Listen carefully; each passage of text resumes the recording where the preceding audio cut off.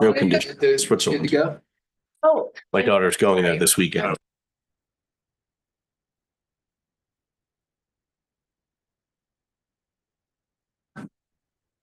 Into 15 inches in the next couple days. All right, we will call to order the Town of Telluride Town Council Retreat. It is Thursday, December 5th, 2024. It is 9:02 a.m. We are hybrid in Rebecca Hall at 113 West Columbia Avenue and online. And you can watch us on YouTube as well. First thing we need to do is a call to order, starting to my right. Ellen 11. Ashley Von Sprecken. Dana, right. And on Zoom, we have theoretically Geneva and Jesse Ray. Jesse Ray Arguez. All right. Hey guys, I'm here, but I've done all my remote participation, so I figured I should keep my camera off and not participate. But I'm just watching. Or I could put it on YouTube if I shouldn't be in attendance at all. I wasn't sure what Kevin thinks. Kevin, do you have any thoughts on that? My recollection is I think you can be in attendance, you just can't participate. Okay, great. Well, I'll be here listening. We're not voting anyway, but Not voting. Yeah. This is, yeah. Okay, awesome. And also here is myself, Teddy Erico. And Mian is walking in the room as well. Item number 1 on the agenda is work session 1A, discussion of intergovernmental goals and objectives. And I will hand it off to Zoe Denal to discuss. Thank you, Mayor Erico. So today we're going to be going over the initial draft of what is being called the intergovernmental goals and objectives. This is something that came from our intergovernmental meetings now 2 meetings ago. What month would that have been? In the summer. And we just haven't had much time to dedicate at those meetings a real discussion of these goals and objectives. So at our last intergovernmental meeting, a new process was discussed to have each individual government, their council or commission, go over the goals and objectives and provide the feedback. A representative of each commission and council will then meet as part of a working group to collaborate on that feedback, and something will be presented at our next intergovernmental meeting in February. So that is the process. So what we're going to be doing today is going over this draft document.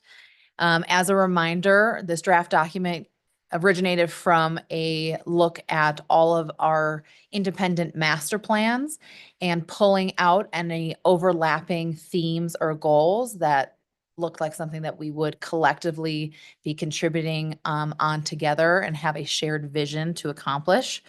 And with that, we have our focus areas, which are broad, high-level categories that represent the key priority or strategic emphasis. It really just helps with the thematic framework and for guiding this effort. Then we have our goals, which are more specific and they fall within the focus area. They outline a clearer objective that contributes to the success of that area. And then what we're really hoping for today is to hone in a little bit more on our action items. So this is what we'll be looking to accomplish over the next year or soon after multi-years, because I'm sure most of these will be multi-year projects. But to really help at our intergovernmental meetings to have more pointed conversations and really take advantage of the time that we have together at those meetings to move some of this forward and really just help with the efficiency and effectiveness of our time together in those intergovernmental meetings.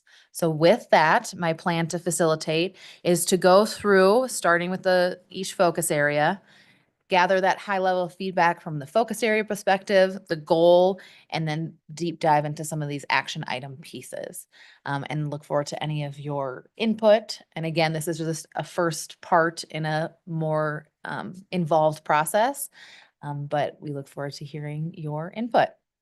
So unless there's any questions on that or feedback on how we'll be moving forward with today, I will dive in.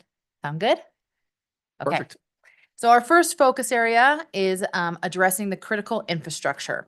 So the description for that is this focus area is dedicated to maintaining, enhancing the essential systems that support the region's daily operations and long-term sustainability.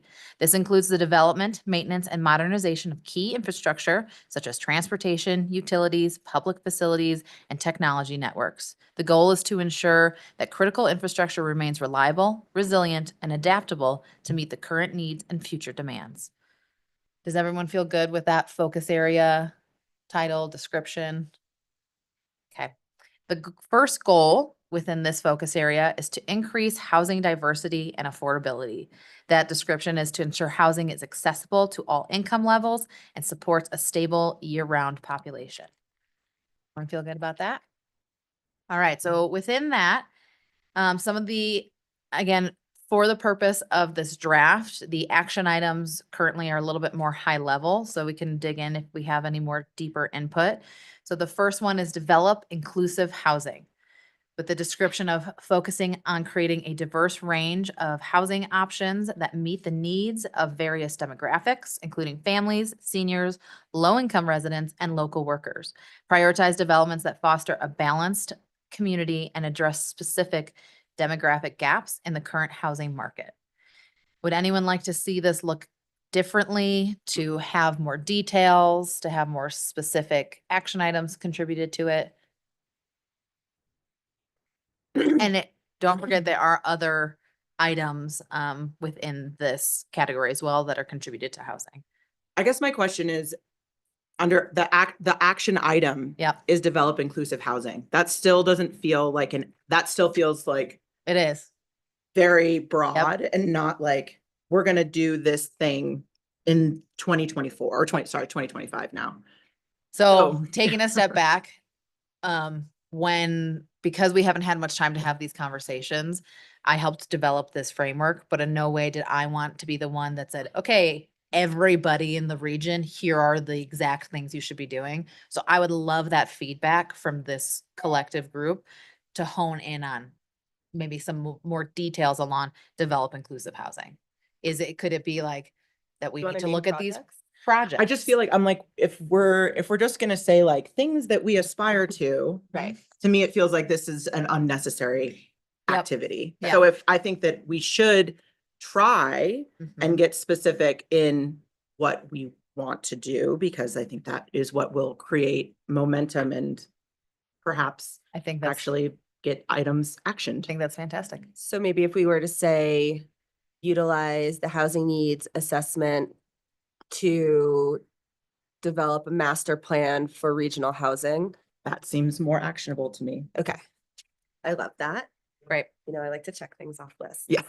And I do also want to give a huge shout out. And for those that haven't met him yet, we have Hayden Brodowski in the back. He's our new deputy town manager, and he's helping collect all of your feedback for our future discussions. So thank you to Hayden. Okay, that sounds great. So still still not project specific, but hopefully we'll have more information and can develop and be more focused on those projects. We have the housing needs assessment. Does everyone agree with that feedback? Do we want to also put in there that we're going to focus or identify joint housing ventures within the region? Like we can call that out, that in 2025, we will determine that Mountain Village, Telluride, and the county are going to work on X project, Y project, and Z project together, or whatever it could potentially be. Yeah, At least the identification of those projects, not Sure. necessarily the start of them. I don't even think it necessarily needs to be like, we're going to commit to doing a project with all three entities together, but more of like, we're going to have, a collaborative understanding of the projects that everyone is working on and how all of those projects work together. I don't think it needs to be like, and we're going to do a project together. I think that Okay. utilizing the data that we get, understanding what each entity may be doing independently, and then recognizing where there might be spaces for us to collaborate, where there might be holes in those individual kind of siloed projects.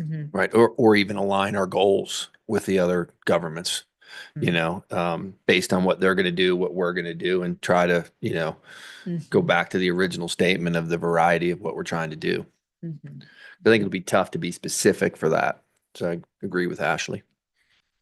Yeah, and I think always with these type of documents, I mean, we're gonna look to hopefully adopt something, but it is an evolution as more information comes and we can hone in. Maybe by the end of next year, we will have specific projects that we're Mhm. gonna be looking to do. Because to this, right now, the goal is to identify those and to work through that. So I think it can evolve into that. Okay, I think that's great feedback. Moving on to the next one. Comply with Proposition 123. So this is to ensure the compliance with Proposition 123 requirements by aligning housing projects with state and regional standards, engage in lobbying and advocacy efforts to maximize funding opportunities and secure state level support for local housing initiatives. And a lot of us have just opted into that. So that's kind of why that was an aligned goal. Yeah, Dan. One thing I would maybe add here, and it's been a minute since I've read Prop 123, but one of the things I recall about it is one of the big pushes is in zoning and land use. That's right. And so I would maybe add just a phrase somewhere in there regarding that. I think that's fantastic. And on our specific Telluride goals, we have kind of a line in that. So I think we can spread that out into this as well. Great. Good. Expanding our housing programs and initiatives. So explore additional programs and incentives to support housing development. This includes examining tax credits, grants, financial initiatives that encourage developers to invest in affordable and workforce housing, investigate partnerships with nonprofits and other organizations to increase funding and support. Any feedback? And we can take any of these out or add additional as well. Sorry, the layout of this is kind of hard to follow. Oh, that's not. You Yeah. have to, Oh, download it. you have to download it. Oh, Sorry, yeah, Excel it spreadsheet. is impossible only to because follow. I'm dying over here. Hey, yeah, could you bring it up? Thanks, Tina. I think, I think this line is great. I think we have now in the region, we've got a couple of different projects where we have been working with public-private partnerships and. That's what I getting was gonna bring up and, as like, getting the public-private feedback partnerships. Like, do from we our- specifically want to call that out? our folks, talking to Triumph, like seeing what has worked and how we can further those processes, because I do think that that's gonna be the most effective Thank you. way to move these housing projects along. Yeah, I just couldn't tell if this was the right header to put that under. Okay, Um, so PPP opportunities. Yeah. Sorry, I didn't realize. Okay, I think that's a great addition. All right, moving on. Promote diverse housing options. So encourage a mix of housing types, including mixed-use developments, secondary dwellings such as accessory dwelling units, and subsidized housing options. Emphasize projects that integrate commercial and residential spaces, foster walkable communities, and provide affordable rental and ownership opportunities. You know what I'd actually like to see, because I feel like this has been something that's been like amorphous for years. If we could put a line in there that we are going to, by the end of 2025, identify every ADU that is in the region and whether they can be utilized as actual dwelling units for our workforce. Because I think that that's a component that we've talked about for probably 6-7 years at this point, and people have talked about starting that project and not. And I think that knowing that what we have in inventory that is potentially available to our workforce would be huge. And I think the only way we're actually going to do that is if we put it in writing that it's something we have to do this year. I think that's a great addition. Any other input? No, I think that's great. I think what Mian just said is, Okay, I agree that we should do that. great. And we could also put a line in there to utilize the housing needs assessment Mhm. to create, the conceptual ideal mix of housing types Mhm. in a master plan. Should do. Okay, great. Any more comments on the commercial aspect or anything like that? Okay. Ensure compliance with master plan standards. Regularly conduct housing needs assessments to address regional demands and incorporate findings into local planning. Ensure that housing projects are consistent with master plans for infrastructure, water, and land use, supporting sustainable and integrated community growth. That's that. Okay. So that would be it for the increased housing diversity and affordability that I presented in this draft. Opening the floor. Is there anything else you'd like to see that's not included within that piece? No.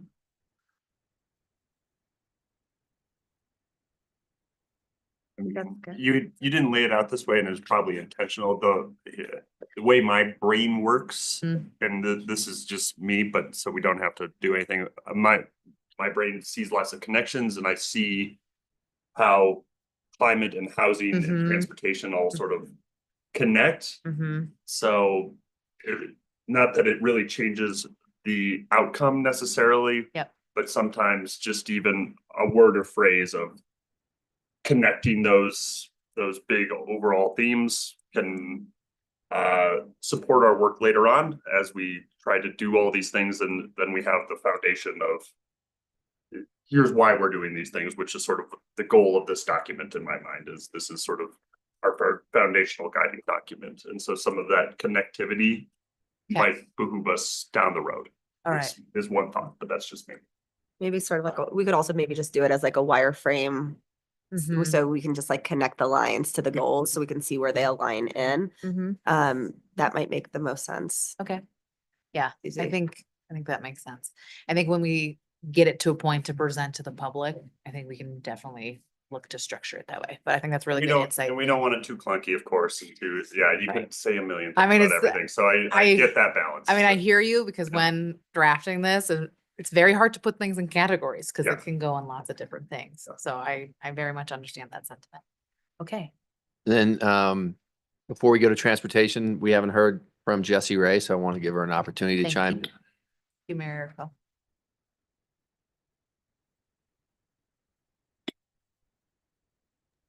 No, I agree with everything so far, and I thought Mean brought up a really good point with the utilizing the ADUs and actually like inventorying those units. Yeah, so you're doing a great job. Great, thanks. Okay, so for transportation, this is to enhance transportation infrastructure to improve connectivity and reduce the environmental impact of vehicle use. So the action items within this is first to expand and modernize our public transit options. So this is to improve connectivity and reduce emissions. Expanding and modernizing our public transit is the priority. So again, pretty high level. Do you have any more pointed feedback on that? Especially maybe from our smart reps over there. Yeah. I know. And there's like a lot and I'm like, what do we want on? I mean, what do we first, like, how do we, obviously expanding is easy. We know how we reduce emissions by utilizing transit systems. I guess the modernization part is probably the most kind of like nebulous for me. I don't know. I think the gondola is a good, we are modernizing the gondola, even though it's the same system, but I think it's also looking for opportunities and grants for electrification for our fleets. But I think, we do have SMART. I mean, SMART is obviously focusing on that. So is our team as well. But I think maybe if we called that out Mhm. specifically, the electrification Yep. would be great. I think maybe further communication strategies to the public and Mhm. incentives for the public to ride our transportation versus driving. And maybe looking at what the specific pain points are that are preventing people from riding, whether it's, kids' hockey bags or skis or whatever it could potentially be, and addressing those like very tangible reasons that public transit isn't being utilized more frequently. I think that's a great point. Even like ski lockers, Mhm. while it's not transit oriented, it's a huge hurdle. Right, like, should there be those at the school? Is that something that we should be working with the school to integrate in, or, should that be part of like the Chair 7 concept or whatever it could potentially be? But I think finding out what those true reasons are that we're not using it. Be great. Well, and to kind of continue what Mean's saying, like expanding feels really vague. And I do think there's an element of figuring out what that expansion needs to be, but like, are we talking about like increasing the frequency of the bus routes? Are we talking about, adding bus lines to Montrose? So maybe just getting more specific in what those goals and expanding are, whether it's one or the other. I probably think it's a I think it's both. combination of both, but I think to be a little bit more specific because that leaves a lot of room for interpretation. And I think we Mm. should just like call out what we actually mean by expanding. Mhm. Is it bigger buses? Like that feels like it could be a lot of, Maybe just expanding use, something like that, just adding the word of utilization or something like that. Is that what you're trying to get at, or? no, I think we should be like specific and be like, expanding our bus routes or like expanding the region that we have transit in and adding additional, blanking on the word, not routes, but Frequency frequency. Thank you. and potentially seats. I mean, it could be a variety Yeah. of things. Why don't we also put a call out then to work with SMART Mhm. to create policies within the government to reflect the needs as Mm. revealed by the ridership survey Yeah. and master plan that they've just completed. Okay. Because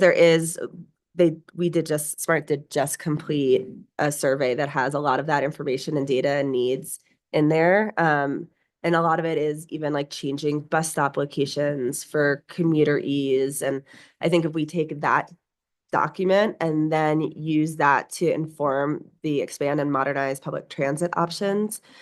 And then, because it's SMART, like that's obviously their purview is more regional. We also need to look at what our specific bus, how that like aligns in there. So we do have a call out, utilize Yeah. SMART strategic operating plans and additional comprehensive community connectivity plans to kind of build that. So maybe we can fit But it- that sentiment. Yeah, I still think that they're kind of two different line great. items, just from like an equipment perspective. Perfect. Can I ask just a little bit more pointed as well as you're doing this conversation from the delivery and freight logistics side? Is there anything that you want to kind of call out from a regional perspective to, Do you want me to call that out? I'm You're feeding it to looking you, right at Mia. me. I'm like, what are we talking about? I would love if as a region, we can look to creating a centralized freight drop location with services within to both communities so that we can eliminate large vehicles in the town of Telluride. And I can expand further but I don't know that we need to do that now, but I'm open to having that conversation. I don't know that I am ready to place that on this list of goals yet. but As as a something to company- look for, like because this is a long-term regional conversation. So Sure, we can have a work session on it and let's talk about it and let's examine it. mhm. As a person who works for a company who has a Mhm. large truck that delivers on Main Street and everywhere else in the Telluride Mountain Village region every single week, and has a very close relationship with my driver who he struggled in 2020, even with the modest changes we made to our main street. I was going to raise it on the next point of developing pedestrian only. I'm not sure I'm ready to commit to that. Mhm. I'm happy to have a conversation. I'm happy to explore it.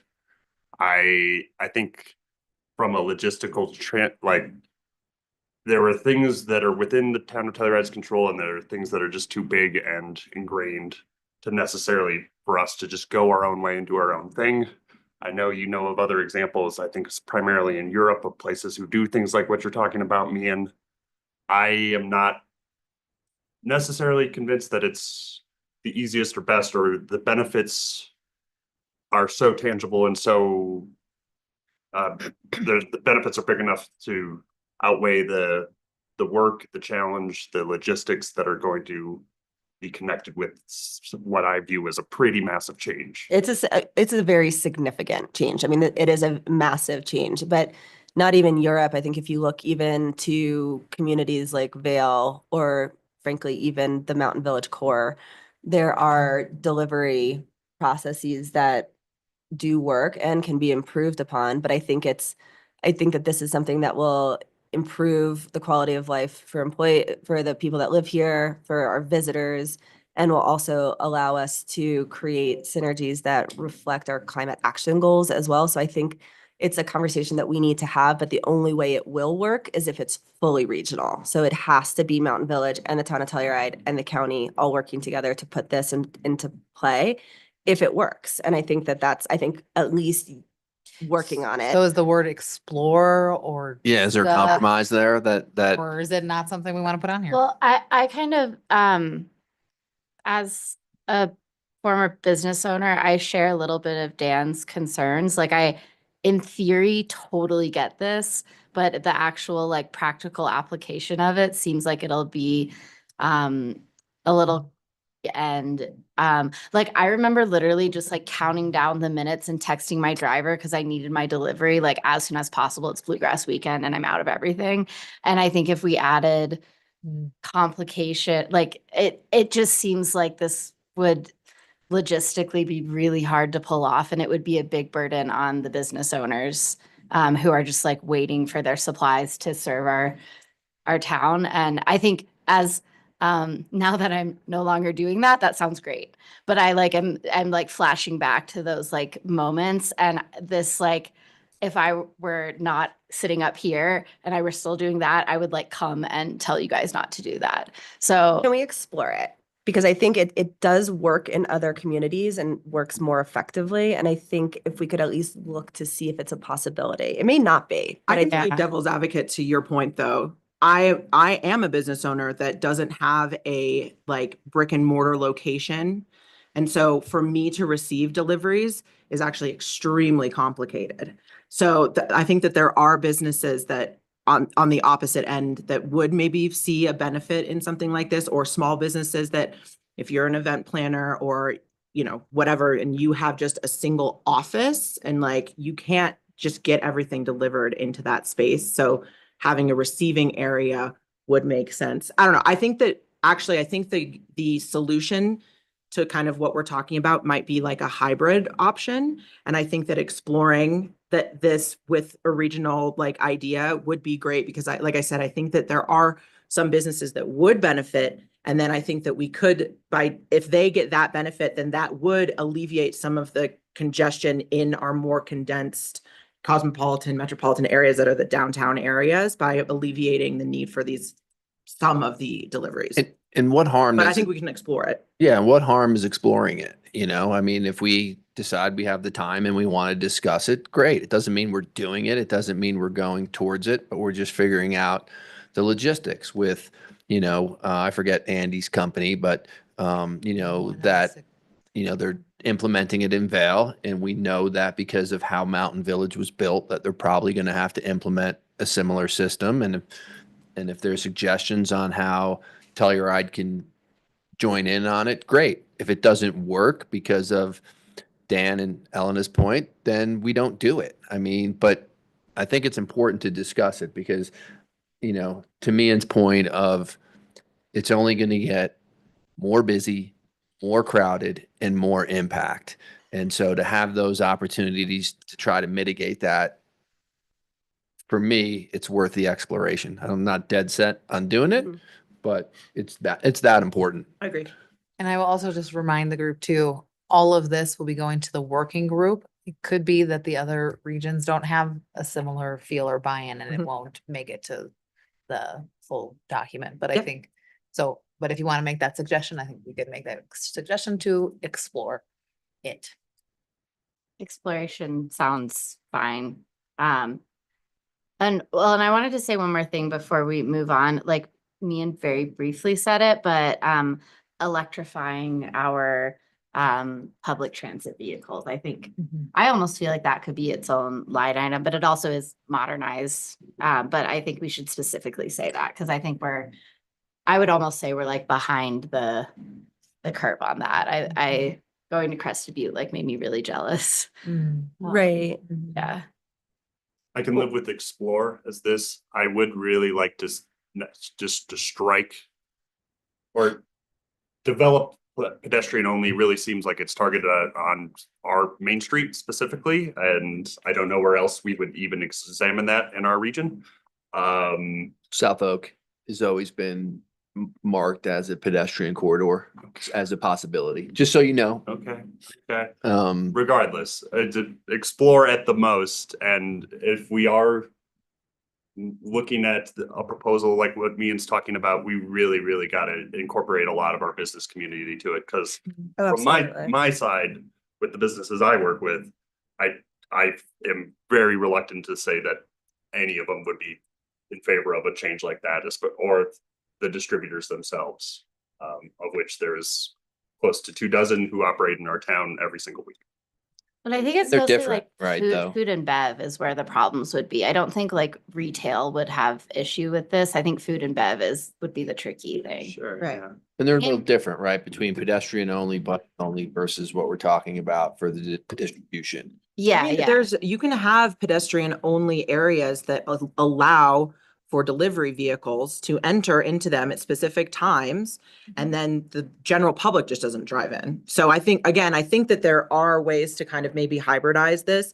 I have heard from business owners that are also in food and bev that have been very adamant that they want the main street to be pedestrian only. I'm not saying that Talking about two different, we're really, We're- are we yeah. fully moved on? Yeah. And I think one- Absolutely. the other, just to go back to this, I just want to like pull us back up a little bit, that this is these are regional goals, you know, and so when we're talking pedestrian only, like we're not just talking Main Street, we're talking about, you know, I mean, and to bring it back to Telluride, like if the river trail should allow e-bikes on it, or, you know, or if it should be pedestrian only, or do we have ways for people to be able to bike between Mountain Village and the town of Telluride so that they don't have to drive? I think that's, you know, let's just kind of remember that, like, that's what we're trying to look at, like regional goals, like, so that regional goals that we can then reflect in the town of Telluride, not town of Telluride goals that we can make the, you know. It's a broader concept, but before we really wrap that part up, let's make sure we're good with exploring the distribution. I don't think we wrapped that up. Right, and that's where I was confused. and Oh, I so- thought we were Started- good with So are we, exploring. so we're, Zoe, are you good with I the have distribution? The direction to put Explore. explore and regional distribution Okay, facility. because I wasn't clear we'd moved on either, and now we can go into the pedestrian only and bike zones, which, yeah, it's when you identify, you know, Main Street specifically, South Oak specifically, it gets definitely scarier, right? I don't know what the answer is for those and what the future is. That's something far, far away, probably. But like Mian said, which I agree with, it's just more of a holistic regional discussion of how, you know, how the connectivity works, both pedestrian and bikes, and what we can do, what works, what doesn't work. And Should that So be what? can that like be identify and, you know, or work on identifying and creating pedestrian only and bike friendly zones that then we can bring back as concepts to each council and then decide what's going from there? I think we could even call out like more specifically, like what you were talking about, like a bike connection between, Connectivity. yeah, like say like we want to Multimodal. look at how we can create like pedestrian or bike non-vehicle connectivity between the towns that like maybe doesn't rely on the gondola, Mm. stuff like that. Mhm. I think that a bike path expansion that would keep it kind of a lower grade to get from town in a way to the Mountain Village is something that I've been approached by a lot of people asking for something like that, so that you could e-bike from Mountain Village into Telluride without having to go on like single track, you know, mountain bike trails. It's something that has been brought up to me. Or like River Right. Trail That's like coming a- in from Lawson in the winter time, so people can still ride their e-bikes from Lawson into town when there's snow. or the discussion is that as things get busier, do we have to pedestrianize parts of the river trail and create a bike path on our streets and go around the 3 busiest sections or something like that? And I mean, think you're all coming back to the regional goal of developing that connectivity. And then we would take that back and make those Mhm. action items Exactly. within the town. With this one, I would love to just add, adding bike parking too, because I think that's great. so often like can't find a place to park my bike and I end up logging it to something like random that I know I'm not supposed to. And I think if we're gonna encourage more bike connectivity, we also need to make sure we have The like correct reasonable bike- infrastructure. Yeah, I think yeah, that's great. and like bike racks that actually work, not, you know. So increasing collective multimodal connectivity and supporting infrastructure. Yes, thank you. Yep. Okay. Great. All right, thanks for that great discussion. Anything else? Okay, and then the last one that here is to utilize smart strategic operating plans and additional comprehensive community connectivity plan. So utilizing and an evolving and integrated connectivity plan for pedestrians, cyclists, and public transit that will ensure a cohesive transportation network across the community. This plan will address existing infrastructure gaps, streamline routes between key community hubs, and make active and public transit options more accessible for residents and visitors. By aligning pedestrian, bike, and transit routes, this connectivity plan will reduce reliance on cars and support a more sustainable community. I know, we can take some away. Want to take some words away. No, I think it's good. Okay. Okay. I'm okay with So it. anything else in transportation in particular that we did not call out? I will just, kind of mention, I don't have gondola in here or anything like that. Which I know is a regional concept that we've been discussing. Or a regional parking plan. I think if we're looking at like what we could accomplish next year. Yep. I think that it's probably okay, not to have the gondola in there because I think that, we have, the gondola as it exists today. We have the funding for that now going forward after 2027. I don't think we're totally clear yet with SMART and what the next direction is. So I think like for like a broader like expansion or anything like that. So I don't think it needs to be something we discuss next year. I think, Specifically. actually, You think the opposite? I think we're doing it. I think it's silly for us not, like, it's a massive part of a regional transportation plan. So I think not having it in there is, we'd be remiss not to put it in there. But again, I don't think we need to call out further goals for it, but it is something that we're working on regionally, and I think it probably should be noted as a goal for us to continue that process, whatever it looks like. Okay. Continue regional conversations about gondola infrastructure planning. It almost feels like it's more for the public than for us, but yeah, I think it's an easy box to check that we're doing. Right. Well, and I think, 10 years from now, hopefully this is a document that's done every single year. It's important for future councils, future elected officials to be able to look back and see what the evolution of all of these projects were so that they can be brought up to speed. So, And I think probably parking needs to go in somewhere. So regional, developing more regional parking plans and strategies. As we're looking at our parking infrastructure, theirs, we have the intercept lot, maybe developing a regional parking plan. I think that's probably a good idea. Yeah, just because of what, as we continue to move forward with Lift 7 area, and parking is going to be a big piece of that. And the direction that the community gave us in terms of don't do car henge without the Shandoka parking lot. And then that's really going to tie into what are the regional uses for that parking garage versus the town's use since it's ours, and working together with them. And at the same time, creating other, encouraging the county to come up with more opportunities and plans for how to do that in the future and how that ties in. So having that in there is probably pretty good.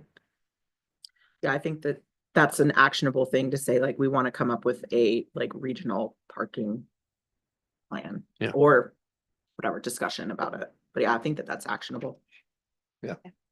And discussion's be. fine. I mean, a plan's going to take a while. So even just discussing, but just To get like development of a, regional parking master Vision plan, and- whatever.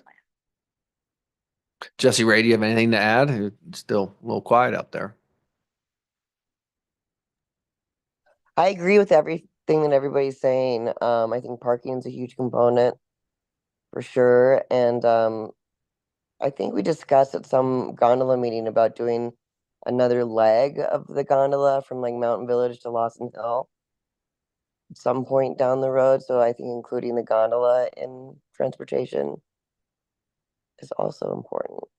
Yeah. I mean, I don't know that we could probably put that as like a discuss or explore future development of additional gondola legs if we want to put that in there. That's fine. And we'll see what everybody says. All right. Anything else in transportation that you feel might have been missed? Take away. Okay. So moving on to infrastructure. This is to upgrade utilities to ensure sustainability, reliability, and future growth capacity. So the first one is strengthen partnerships for sustainable funding and resource sharing develop partnerships with local and regional agencies to secure funding and share resources and advocating for sustainable practices across utility networks. Again, pretty high level goal. So I want to go back 1 second. My course. apologies. No worries. The one thing that I noticed is missing from transportation, Yeah. unless somehow I missed it. Do we need to say anything about the airport? You are correct. That's not in there.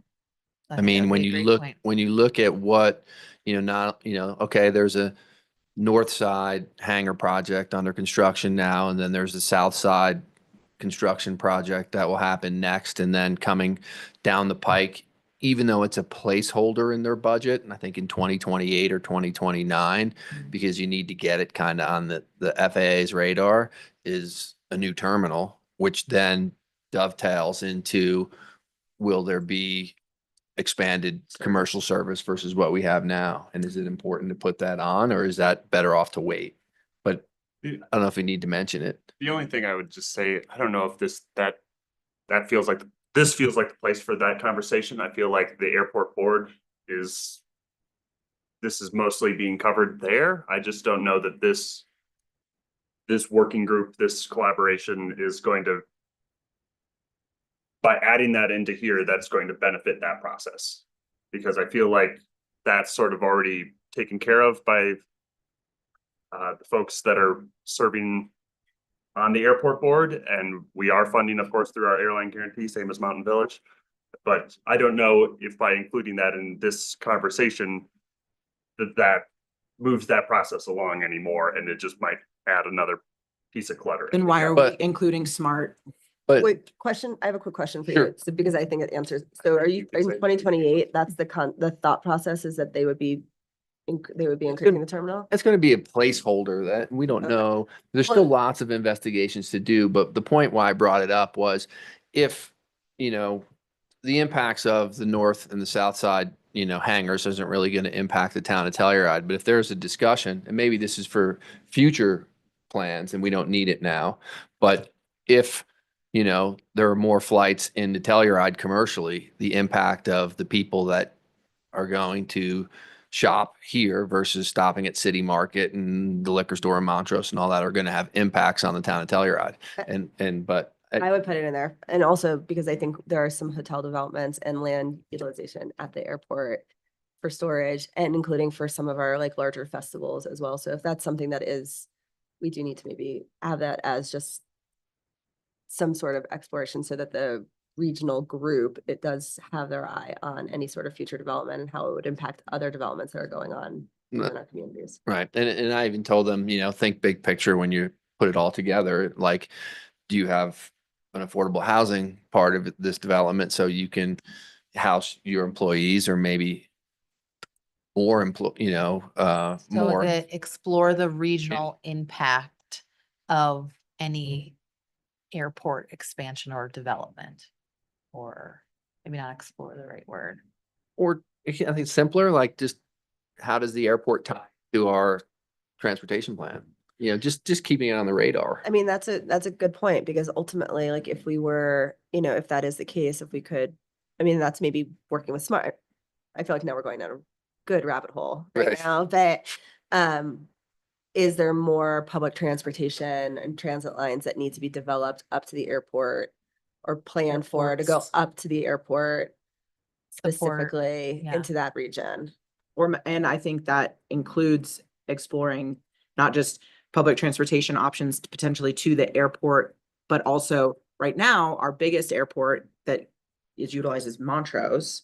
And there is no public transportation at all from Montrose and like from the airport to town. So I think that could be part of a broader That's a- airport slash Yeah. transportation. And they're going to have parking challenges at the airport in Telluride in the future that, could enable them to maybe contribute to being a secondary, intercept lot, right? If you built a parking garage up there. I mean, I think that the airport has some geographic constraints that's it's never going to be as busy as Montrose is going to be for us. Right, absolutely. So I think for us, especially right now, exploring like, hey, do we look at regionally, does it make sense to have a bus line that starts coming from the airport and stops in Ridgeway, Placerville, Telluride, Mountain Village, like that is part of a bigger connective chain to help integrate airport transportation into our broader public transportation. And we could just, again, just state, tying in the airports plural, whatever that is, into the discussion and leave it at that. I mean, I don't So know. I I think think, it's I just- think let's do that. There's some other stuff that maybe. It's So look at because it's a big, airports impact Yeah, on All transportation transportation. needs. Yep. needs. yeah. Perfect. that works for me. Just so it's on there. I think it's important. And however the discussion goes, again, regionally, because that's what this is, it can, we can work within that. And I don't think we can be so specific on so many things right now. Yeah. We'll be here till Sunday. I I mean, think when we go back to the initial column, enhancing transportation infrastructure to improve connectivity and reduce environmental impact of vehicle use, like I think that fits under that. Like it feels Like a less relevant. car, Yeah. Yeah, Yep. so, like I'm going to the airport in Montrose tomorrow, and if I could take a public bus, I like 1,000% would. Mhm. But I'm gonna be a car on the road, so. Okay, great. Perfect. so going- sorry to go Oh, backwards that on was everybody. fantastic input. Thank you. So looking back now, we're in infrastructure, and looking at, sustainable funding and resource sharing across our utility networks. Does anyone have any? Do we like this? Do we not like this? Do we need more details? Do you have more details? Could be something like supporting, utility networks are various things. This could be power. It could be, again, our water, sewer, things along those lines. So it could be something like, Bones yeah, and cell service. mm-hmm. Broadband, septic to not septic. Should we put identify weaknesses within existing utility networks? And develop partnerships with, Mhm. I think maybe that, because I think that that's the first step is like, because this is broad, like in next year, like let's identify what the weaknesses are and how we will address it in the future. And then in the next iteration, we can Okay. get more specific. Are we moving into specific item or like, I have a comment, but I don't know. Give if a now's the comment. place for it. I think somewhere on here, I would love to see specifically EV charging stations called out. And I don't know if this is the right place for that. I mean, again, to Dan's point, it starts to become hard to bucket things. So we could do that in transportation and that Yeah. electrification piece. Is that a utility? Because you're Right. like providing a. It could, so power I think for the source. utility infrastructure part, it would Feels be. like an infrastructure piece because that's what you're gonna have to build is. Right, Yeah. it would be the Electrification. supporting infrastructure for EV. Supporting It's not infrastructure. even for really EV. about transportation. That's more about. It's infrastructure. So it would sustainability. be working with our local power co-op Yeah. and other resources to ensure the electrification goals of the region. Yeah. Great. Okay. The other one in here is just assess and advance utility systems for immediate upgrades and growth readiness. Conduct a comprehensive assessment of existing utility systems to identify areas in need, which is kind of like what you said, Ian, Yeah. of immediate upgrades to handle current demands and future growth. So I could switch those and have one above the other, or we think can get that's- rid of the first one and just have the second one. I think switching it's good. I think just reversing the order. Both. Okay. And then to your point, Elena, to adopt sustainable technologies for environmental impact reduction, implement sustainable technologies such as energy efficient systems, water saving measures, renewable energy sources to reduce environmental impact and ensure long-term reliability. So maybe there we can add a little bit more on the Specifically calling out the infrastructure. infrastructure for EV charging. Yeah, like that's a question I get a ton, and it's like, we don't really have an answer right now. I would maybe just add one bit at the very end of aligning with or making actionable progress on climate action goals, something to that effect, where we tie it to our regional climate action plan, and we don't put a specific metric in here, but we say that we are targeting our deliverables in this area as well. All right, any other? So the next one is enhance infrastructure resiliency and system upgrades and redundancy. So increase infrastructure resilience by upgrading aging systems and adding redundancy where necessary to prevent outages and disruption. Again, it didn't point out any specific systems, but we could look at any. Is big that- regional- Is that incredibly different than what we just put It's at the probably top? not. If- One thing that I didn't add in here as Feels well. like we could narrow this down and add it to the first one, just because it feels repetitive, I guess. I don't see the huge difference between those two statements.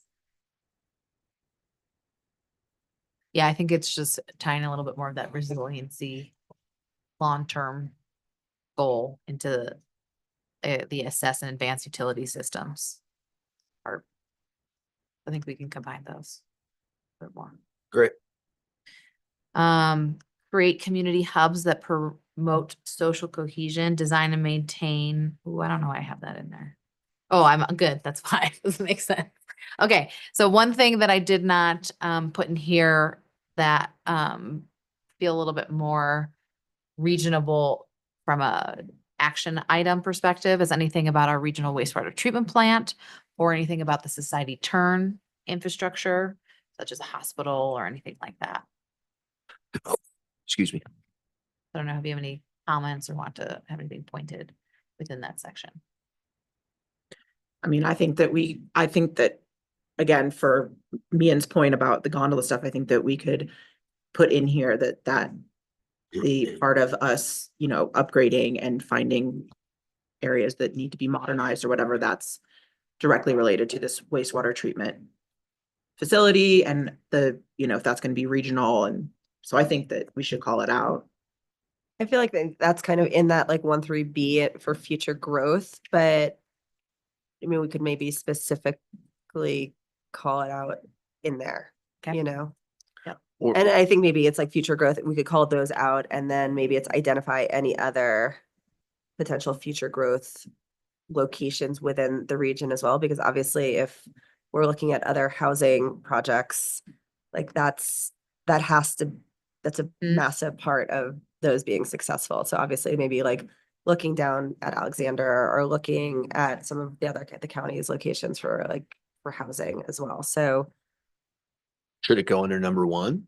I mean, do we, I mean, I wonder if it should be critical? I mean, wastewater is kind of critical. Because it's not even right at this point, it's not even for future housing. It's for All current. right, yeah. Yeah. So I'm like, I mean, it But I feels wonder a if it's little. like, I wonder if we should just put a line that we should again say identify. Like identify future growth, Mhm. I don't know, weaknesses or locations and conduct a comprehensive assessment of existing utility systems to identify areas. So maybe it's something even, because obviously we have in here numerous times, but continue to evolve master plans and ensure infrastructure supports any master plan To reflect visioning, it, yeah, to reflect reflect the master plan. Hmm. Master plans. regional master plans. I think that's good, but I still would like to see wastewater end up in the critical area. Yep. Because time is of the essence. It's going to be Right. regional. Yep. Whether it's, whatever, however it all looks, it's going to be important for all three governments to chime in, for future use, for authority, for all that stuff. So kind of critical. Yeah, I mean, obviously looking at septic in the county as well, right? Yep. Let's Okay. do that. Right. Anything else for infrastructure or anything else within the focus area of addressing critical infrastructure that you feel like we did not capture within that focus area? I don't think so. Okay. I think that's good. The next focus area is community vitality inclusivity. So this focus area aims to foster a vibrant, diverse, and inclusive community where all residents feel welcome and engaged. Efforts focus on actively involving all community members, including those from traditionally unserved and marginalized groups, in the planning, decision-making, and development processes. This commitment to inclusivity enhances social equity, strengthens community connections, and supports public health, recreational, and cultural opportunities. Its objective is to build a connected, thriving community that values diversity, prioritizes the well-being of all its members. Also a lot of words, so if you have any suggestions, but everyone feel good about that focus area and that description? Yes. All right, so then within that, we have foster inclusive community spaces. First action items, create community hubs that promote social cohesion, design and maintain public spaces that are safe, accessible, and welcoming for individuals of all ages and abilities. I'd like to put increase the number of public spaces for gathering. I was gonna say design, construct, and maintain, which I think sort of is getting to a similar point. Okay. Yeah.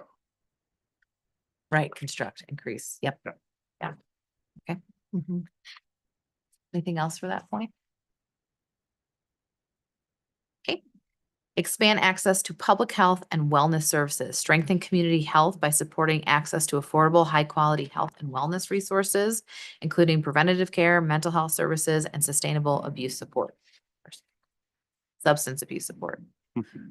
I said it, I was like, that didn't sound right. How, as governments, are we going to be able to action on this Well, specifically? I mean, for instance, our mental health unit in the recent Voodoo Affordable Housing Project, that's one way to do it.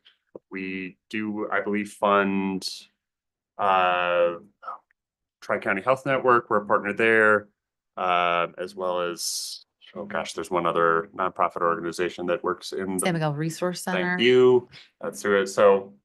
We do this in multiple I just, yeah, ways. beyond funding, I just want to maybe draw that a little bit, make it a little bit more And- tactile. Yeah, It's partnering with organizations that strengthen community health.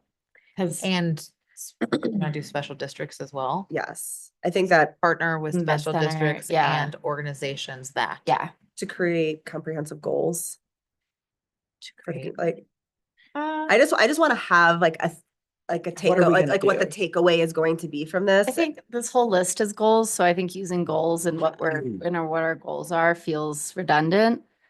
So I would almost just add that wording like in front of everything else that is written here, because it is pretty lined out.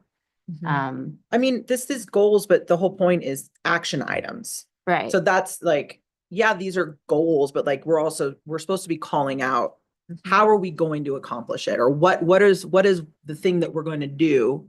Yeah, how to will we do say that this is, that we were successful in doing this? Like, what is gonna be our takeaway where we're like, we did this? And mental health is really hard to measure and 100%. No, but it's not hard to say, we are gonna create a mental health crisis center that's gonna be open 24 hours a day. That, I'm not saying we should do that, but that's the actionable item.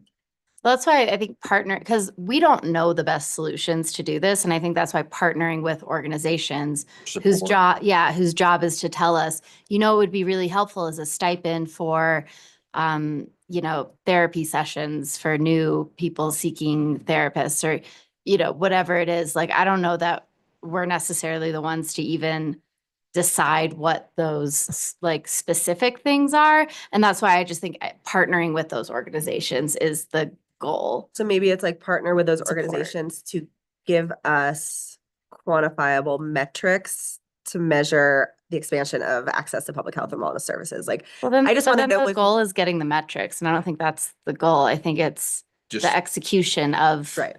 the services. But we're not going to be the ones providing the services, and we're not even going to be the ones saying what those necessary. But we could, I mean, there's no reason why we couldn't. I guess that's what we have to decide. We have to figure out what, how to like, support. either How how to support or what we could do. I mean, Partner. we have to remember this is all of us in intergovernmental things. So like the county has different support systems, resources that are different from the town, that are different from the mountain village. And honestly, the county focuses more on public health and Yeah. wellness. So maybe just even taking this, to that working group and asking, Define our roles. how are we gonna define our success in serving this goal? Like, and then they can, Yeah, I think that's a good way to put it. Okay. Define, the roles and relationships Mhm. to support and partner with our Like, hope. Right. Yeah. kind of thing. And I think that's a really good way to put it. Okay. Yeah. Because we'll even be able to hopefully give feedback, within a couple of months on the first study of the Med Center. They're anticipating their consultants to come up with suggestions on what services they should offer, and probably comes in line with the size of the facility and all these other things. And Jeff gave us that update at our Realtor meeting on Tuesday. And so, we want to make sure we get to chime in and how all the governments chime in and define it. Okay, I think that's great input. Any other input for that item?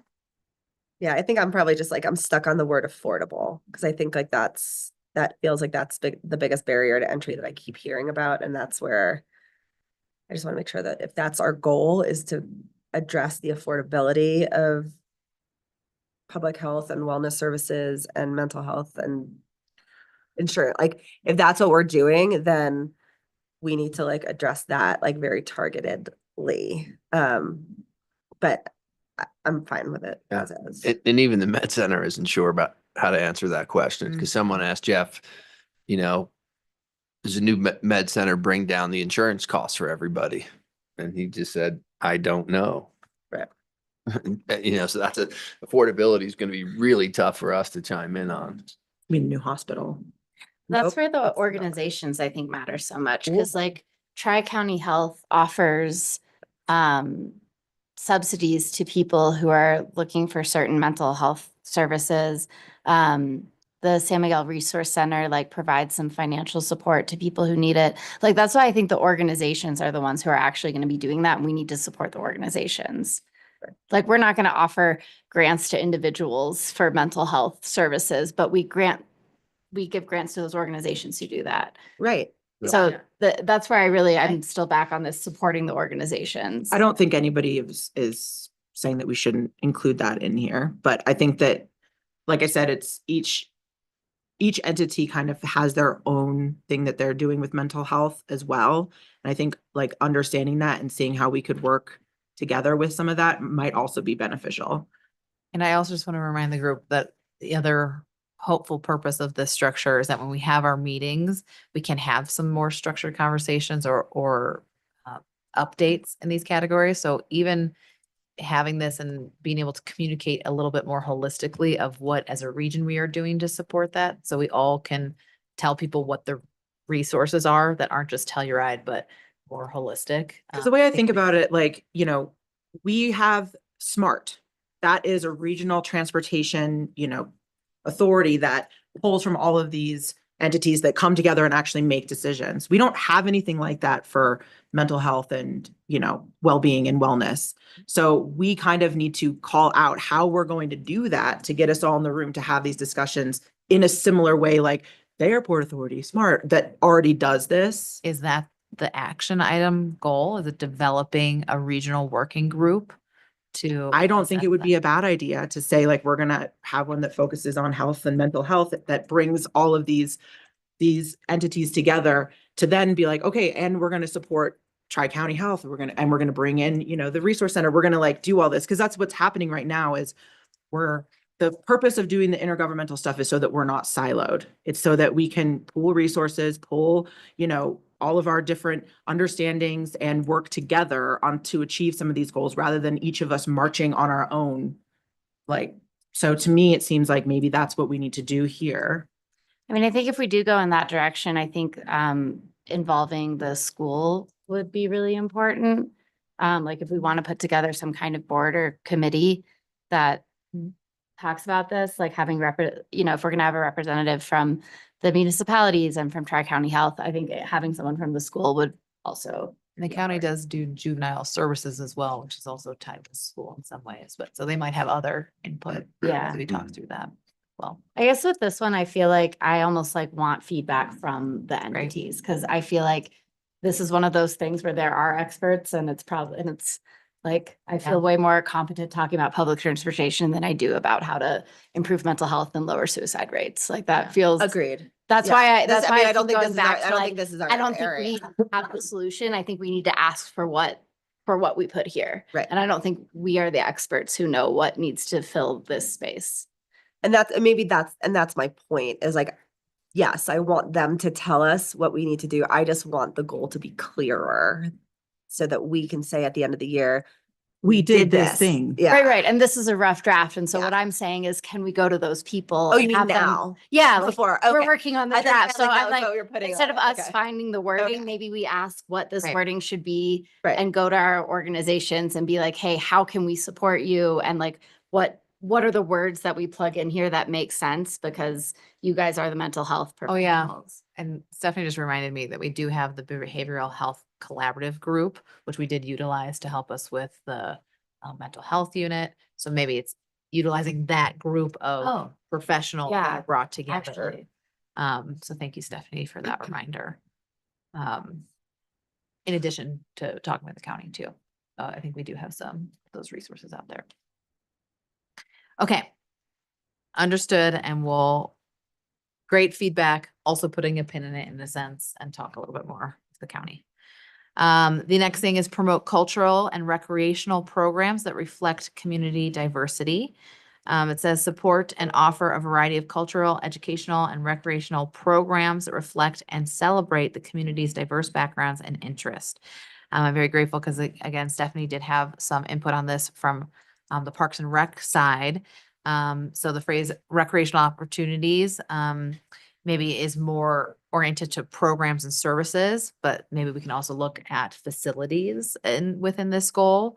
And there's no specific reference to the regional recreation center. So maybe adding that into this piece, if that's something that we're still kind of looking for. I think facilities is good, especially with Mill Creek and what ultimately happens out there. You know, that's Right. soon. And so I'd like to add facilities. I think that's a great idea. The only comment I would make to that is it feels a little redundant with the first bullet point of creating community hubs. Hmm. Like that feels like we're kind of saying it twice, but I do agree that like we should have more facilities. I just feel like we kind of have a whole bullet point where we're creating more spaces. So that's Yeah. my only comment with that one. Workshop where to fit that in. Yeah, like if that is redundant. Anything else for this piece? Okay. Enhance community engagement and participation. Create accessible pathways for all community members to engage in town planning, policymaking, and development decision. This includes outreach, initiatives, accessible meeting formats, and targeted engagement efforts to involve residents from underserved and marginalized groups. Yeah. I think that Anything more that's. pointed or anything? I agree, it's a good goal. This is, I think, an area of improvement we could have regionally, and I would love to see a tangible increase in participation. I mean, I feel a lot of times we don't have much participation. And I think we could hypothesize for a number of reasons on that, but we should, yeah, this is one that I think would benefit everything else in here. Mhm. So how, the old quote of insanity is doing the same thing over and over and expecting a different results. So I don't know how to exactly phrase that, of trying something different perhaps in here, but we just, at every level, and it's not just the town of Telluride, but the county and Mountain Village. You know, the public participation in our open meetings is low, generally speaking. So how this is a great goal, but it just feels like everything we're saying in this goal is things that we have said before about increasing public participation. And so I am just looking for more that actually moves that needle. Do we want to see our, like, the different communications departments expand? Like, is that something that is actionable? Should it be a regional communications consultant? Yeah, Like- maybe that. Is that what we need? Do we need an outside individual or company to come in and assess how we are communicating with the All of us public as a collective. collectively, and then Yeah. give us a strategy that we will all implement so that, you know, it is clear to the members of the public, regardless of where you actually live or work, where and how you should be getting information and how it's being disseminated. So it's consistent across everything so that. Or it it's just doesn't have easier. to, maybe that's the point, is maybe it does, maybe it shouldn't be consistent. Maybe we should be reaching out to certain constituents one way and then reaching out to other constituents in another way. Oh, yeah. Right. Right. So like that we can figure out like a holistic view of like, how do we engage with people so that there is more, you know, transparency, trust, all of that. I think that that's something that all of the governments would be Benefit from. benefit. And the three governments working together, because as we do more projects that are either regional, or if the individual governments do a project that impacts the other two, you know, if the county does something, Catherine and Lindsay may not be supporting it or disseminating information or We- whatever it is. We So do that. you Yeah, but we can call it out. and But just yeah, make they- sure they're it's very the, close knit. I think it's more of just like what Mian But- said, like a consultant to like look at our strategies and make sure that like we are doing the things that we should be to actually deliver on our promises that we're making about transparency and communication. Well, and I also wondered, like, Mian kind of sparked this thought and Teddy sort of followed up a little bit, but like, what if, you know, I do think it's important that we all have our individual communications, but do we need a consolidated place for like regional information that kind of functions like the individual communications department, but like for people actually living here who don't necessarily know where the fine lines between county information and town stuff is? Like, is there one place that works with one entity or like platform that works with all the communications departments to kind of like summarize and consolidate it so that you can just be plugged into the regional? Like we all do our own individual, I mean, Communication. spitball in here, which I think we don't need to do at the moment, but like a regional newsletter or something. Yeah, that's not I'm not just saying the it needs town to be of newsletter, Telluride but or- like, I think A little that, bit I think more. that the actionable item would be like what Mian said, step one is getting like us as an intergovernmental group saying, this is something that we want to tackle as a regional community and figure out how we can interact with our public in a meaningful way that makes them feel like they're included in the conversation, that they have access to the information. It's easy for them to get to. And maybe like just, I think that that's the first step, is getting somebody in here to look at how all of us are communicating. totally agree. So maybe we just put like seek outside consultant for creating, you know. Communication. Unified communications. Not to spitball too much, but one thing that's been on my mind for a long time, so many people in our town of Telluride don't even know that Rebecca Hall is where we have our meetings. They're like, oh, we go to town hall. No, that's a different place. That's next door. Here is like, I've literally on my Instagram been like, here is where we are. Come here. Things like that. Like so many people don't know. They're like, oh, I go to the courthouse on Main Street for the town of Telluride meetings, right? And no, that's the county, and they don't even hold their meetings Yeah. there. And so things like that, that even getting really, really basic, so much of our community just doesn't even know that stuff. Do you think we like need better signage? Yes.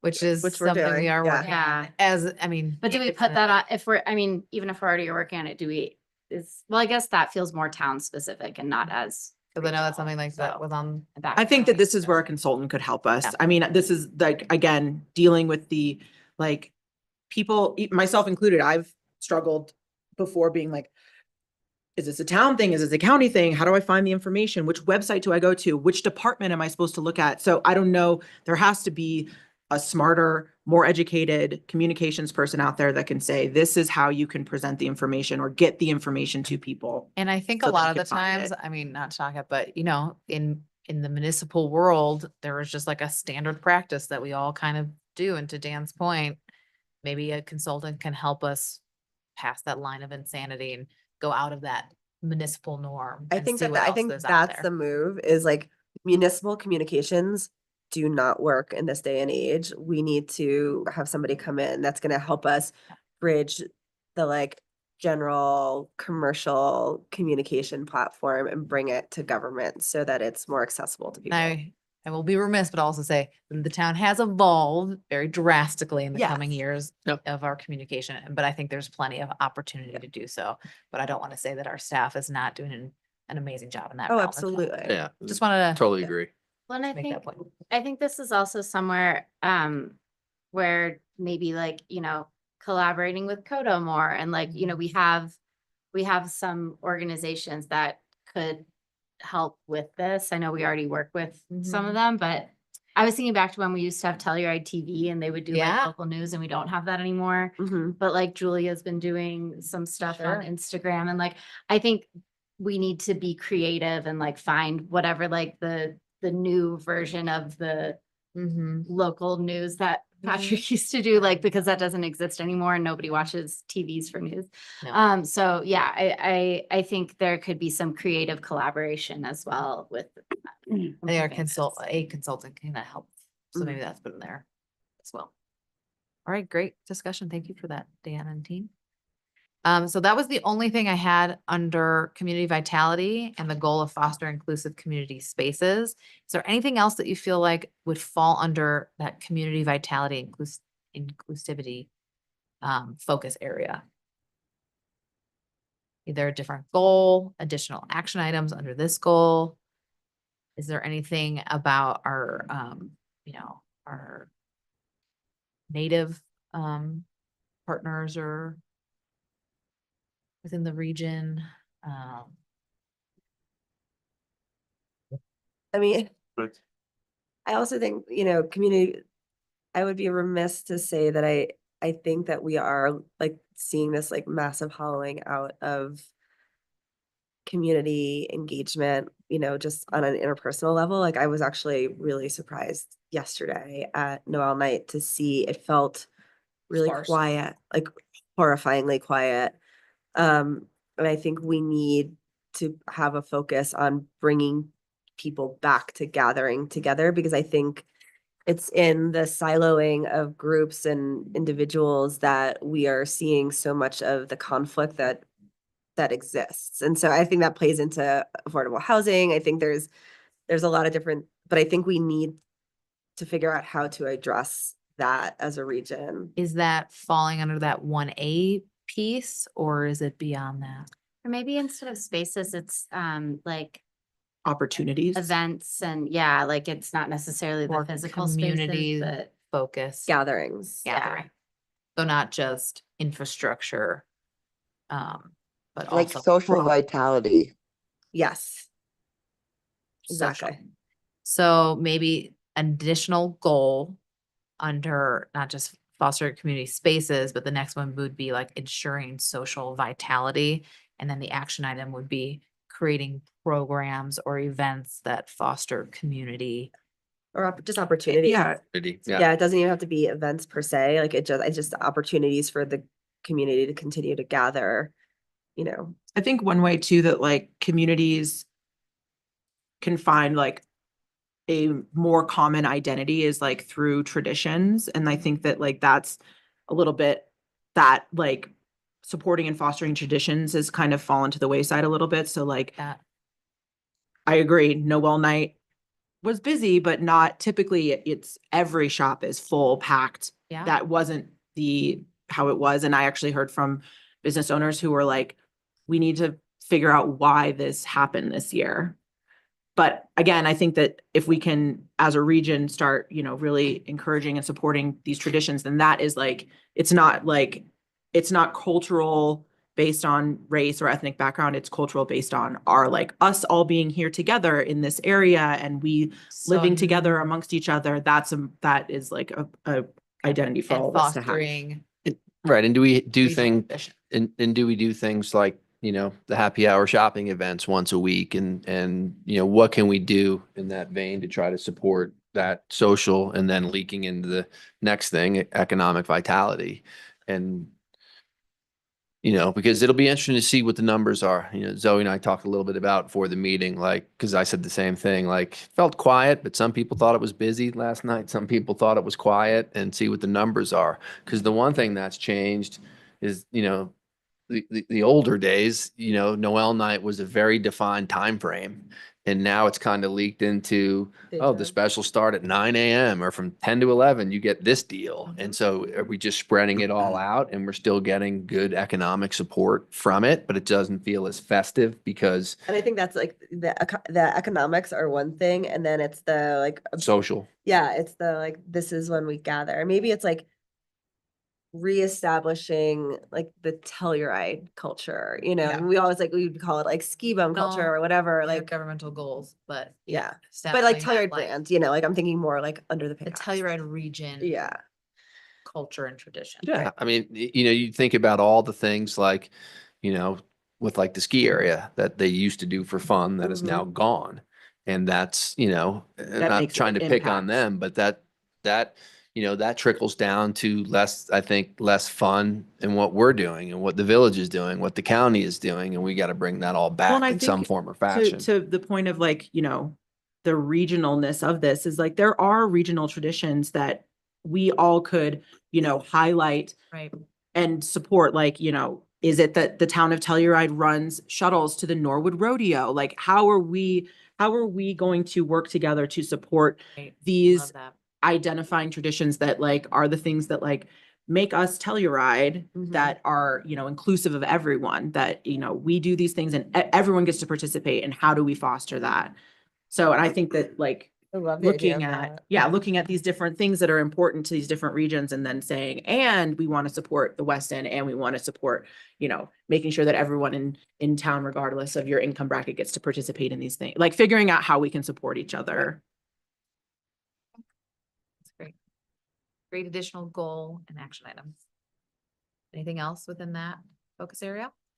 A little bit on acknowledging the native people of our area, I think would be a wonderful thing to slot in the a part of 2.1C, something along the line of celebrate the community's historic people / diverse backgrounds, interests, and traditions, yada yada, something like that. I Just think that's yeah. great. Yeah. You, Dan. Right. Mhm. Else? Okay. Next focus area is economic vitality. So this focus area is dedicated to fostering a vibrant year-round economy that supports local businesses while providing essential services and recreational opportunities to residents. The aim is to balance the tourism-driven economy with local vitality, ensuring that economic development benefits the entire community. Efforts will focus on encouraging entrepreneurship, attracting investment, promoting workforce development, and supporting business growth. The goal is to create economic sustainability and resilience, making a local economy adaptable to changing conditions and positioned for long-term success. Anything on that description for the focus area? The first, Sorry. great, Jessie Ray, thank you. Did you have anything? I feel like balancing tourism and local spending habits is like a very idealistic goal. Because as of right now, I think local spending is 24% of our tax revenue and tourism is 70 something. And like in theory, it's a good idea, but like, is it attainable as a tourism like driven community? So I feel like balance might be a little far reaching. You want to use another word, not balance, is because are you reading balance as like 50-50? Yeah, as equitable. Yeah.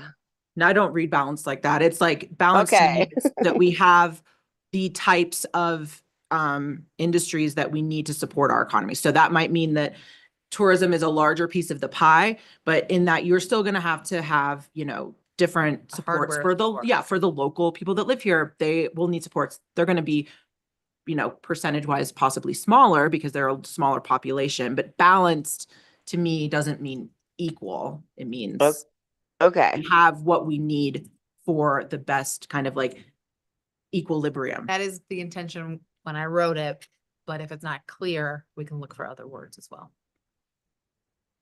I mean, Ashley, the way you interpreted it is how. That's how I Yeah, read it that's how I too. read it Yeah. too, like kind of maintaining all of Yeah. these things in a sustainable way. Something that I like had a little bit of like a reaction to was like attracting investment, which like I know is a good thing, but I do feel like And I will, that, I'll point out is a lot of this was pulled from the master plan. okay, And this kind of sentiment is throughout a handful of the master plans. okay. Just knowing that we are. And I'm not against that. I just Right. know like a lot of people are like, oh, that's Four Seasons Hotel and stuff like that. And like, I see the benefits of it, but I do feel like that one doesn't feel like a universally, not like, I don't know if our whole community would agree that that's the goal. So that's one that kind of just like, Right. I was like, oh, I know a lot of people who actually. But investment I think doesn't we, mean, yeah, I think we doesn't also have to be a corporate investment. It could be investment from local people and businesses. I mean, and it's stuff like it's that. Macy recreating that space as a bar. Like that is a significant investment that she is making into the infrastructure of a commercial space in downtown Telluride. I also think we need to bring some of our community along in the conversation as to how we actually can function and survive. And so while, yes, a flagged hotel may not be some people's goals, it may serve their ultimate goal, which is to be able to live and work here or be able to have their property values increase. And You don't so, have to convince me. I just- 'cause I'm on the same page yeah, as I you, think but I think we need to leave that language in there and start to address the Investment. trigger point. Yeah, of it. investment. means Unless that there's a better word that you can come up with. yeah, that's why I was like, That- is that Cause maybe not? I see it the- their way. I Yeah. think investment is the right word because like I said, investment means that you're putting Or can we something say into. encourage investment, because attracting makes it feel like it's coming from somewhere else. Okay, But like encourage investment feels like it could be coming from within a little bit more. yeah, That- It's like that- attracting, we're like, holding. You up a feel tree like and trying to it's get like someone we're from New trying to- York okay. invest here. Okay. But like encouraging investment kind of fits both more the Macy thing. Cause I don't think of the Macy thing as attracting investment. Like Yeah. she was born and raised here and she's like growing her business. Like No, we but didn't she came attract back. But what did We- the she government became do to attractive. attract that that. investment? Yes, that is her story, but I still think the wording of this could be more, Encouraging work. I think. okay. I think I encouraging like is a that fine more. replacement than Cool. attracting. in, Encouraging Are you- is fine. in the I'm long, agreeing with your initial statement. I don't know how the government played any role at all in encouraging that new business development. I don't know that we did anything. I don't But- think. I think it's a private business with private profits and private motivations, which the town benefits from. I don't want to get any way in the way of. I want to, I So think- that's it. You just said how that, you just said it. But but that's not encouraging. But that's not actually- encouraging. Making it friendly for businesses But to that's, want to come here. and that's what we want to do. We want to encourage business, we want to encourage small businesses to come here. So part of that also may be that we create policies that make it easier for them to go into these commercial spaces and to thrive. So I mean, there are ways that we should, as government, incentivize the individuals to come in to participate in our economies. Why don't Right. we keep that thought, but that sounds more getting into action yeah, sorry. item, so, which is fine. I just want to make sure that as we have that discussion, we can fit Right. it somewhere and just get lost in the focus area. Sure. piece. and I just want to make sure maybe it's more of a goal, like what can we do to, to support, and this is regional, so good for the IG, but how do we help encourage people? Like, let's face it, did a tourist have a good experience if they came here for Thanksgiving? Right? Like, I understand, limited terrains open, but I don't even know if you could call it limited restaurant and retail was open. Like, there literally was. Well, what do we do about that? Well, I don't know. There are levers. There are levers, absolutely. I mean, what we choose to do and what we do, but the first thing is recognizing it, right? Like, you can't complain about Telluride not having vitality if everyone's going to be closed? The chicken or the egg? It's Yeah, hard. It's, I mean, that There are plays levels. directly into strengthen year-round economic activity. Yeah, and maybe, so if we like jump So- in there, do you want to, I love it. I can tell you guys are gonna be so into this one. So this is my favorite let's category. get there. So the first goal is support economic diversity and resilience. So this is to build a diverse, resilient economy that balances tourism and robust local industry and essential services, creating sustainable opportunities for year-round economic growth and well-being. Sounded like we all kind of got to a place to align with that. So first action item that we're going to flush out a little bit more, strengthen year-round economic activity, develop a resilient local economy by supporting small businesses, startups, and non-tourism related industries to create year-round jobs and reduce resilience on seasonal tourism. Encourage economic initiatives that align with the community's unique character and needs. I think More into that. the first, before development, it should be create strategies to develop. Because I think that's the first step, and that we need the entire region to be aligned in that, and then we can go into actually developing the actual development of it.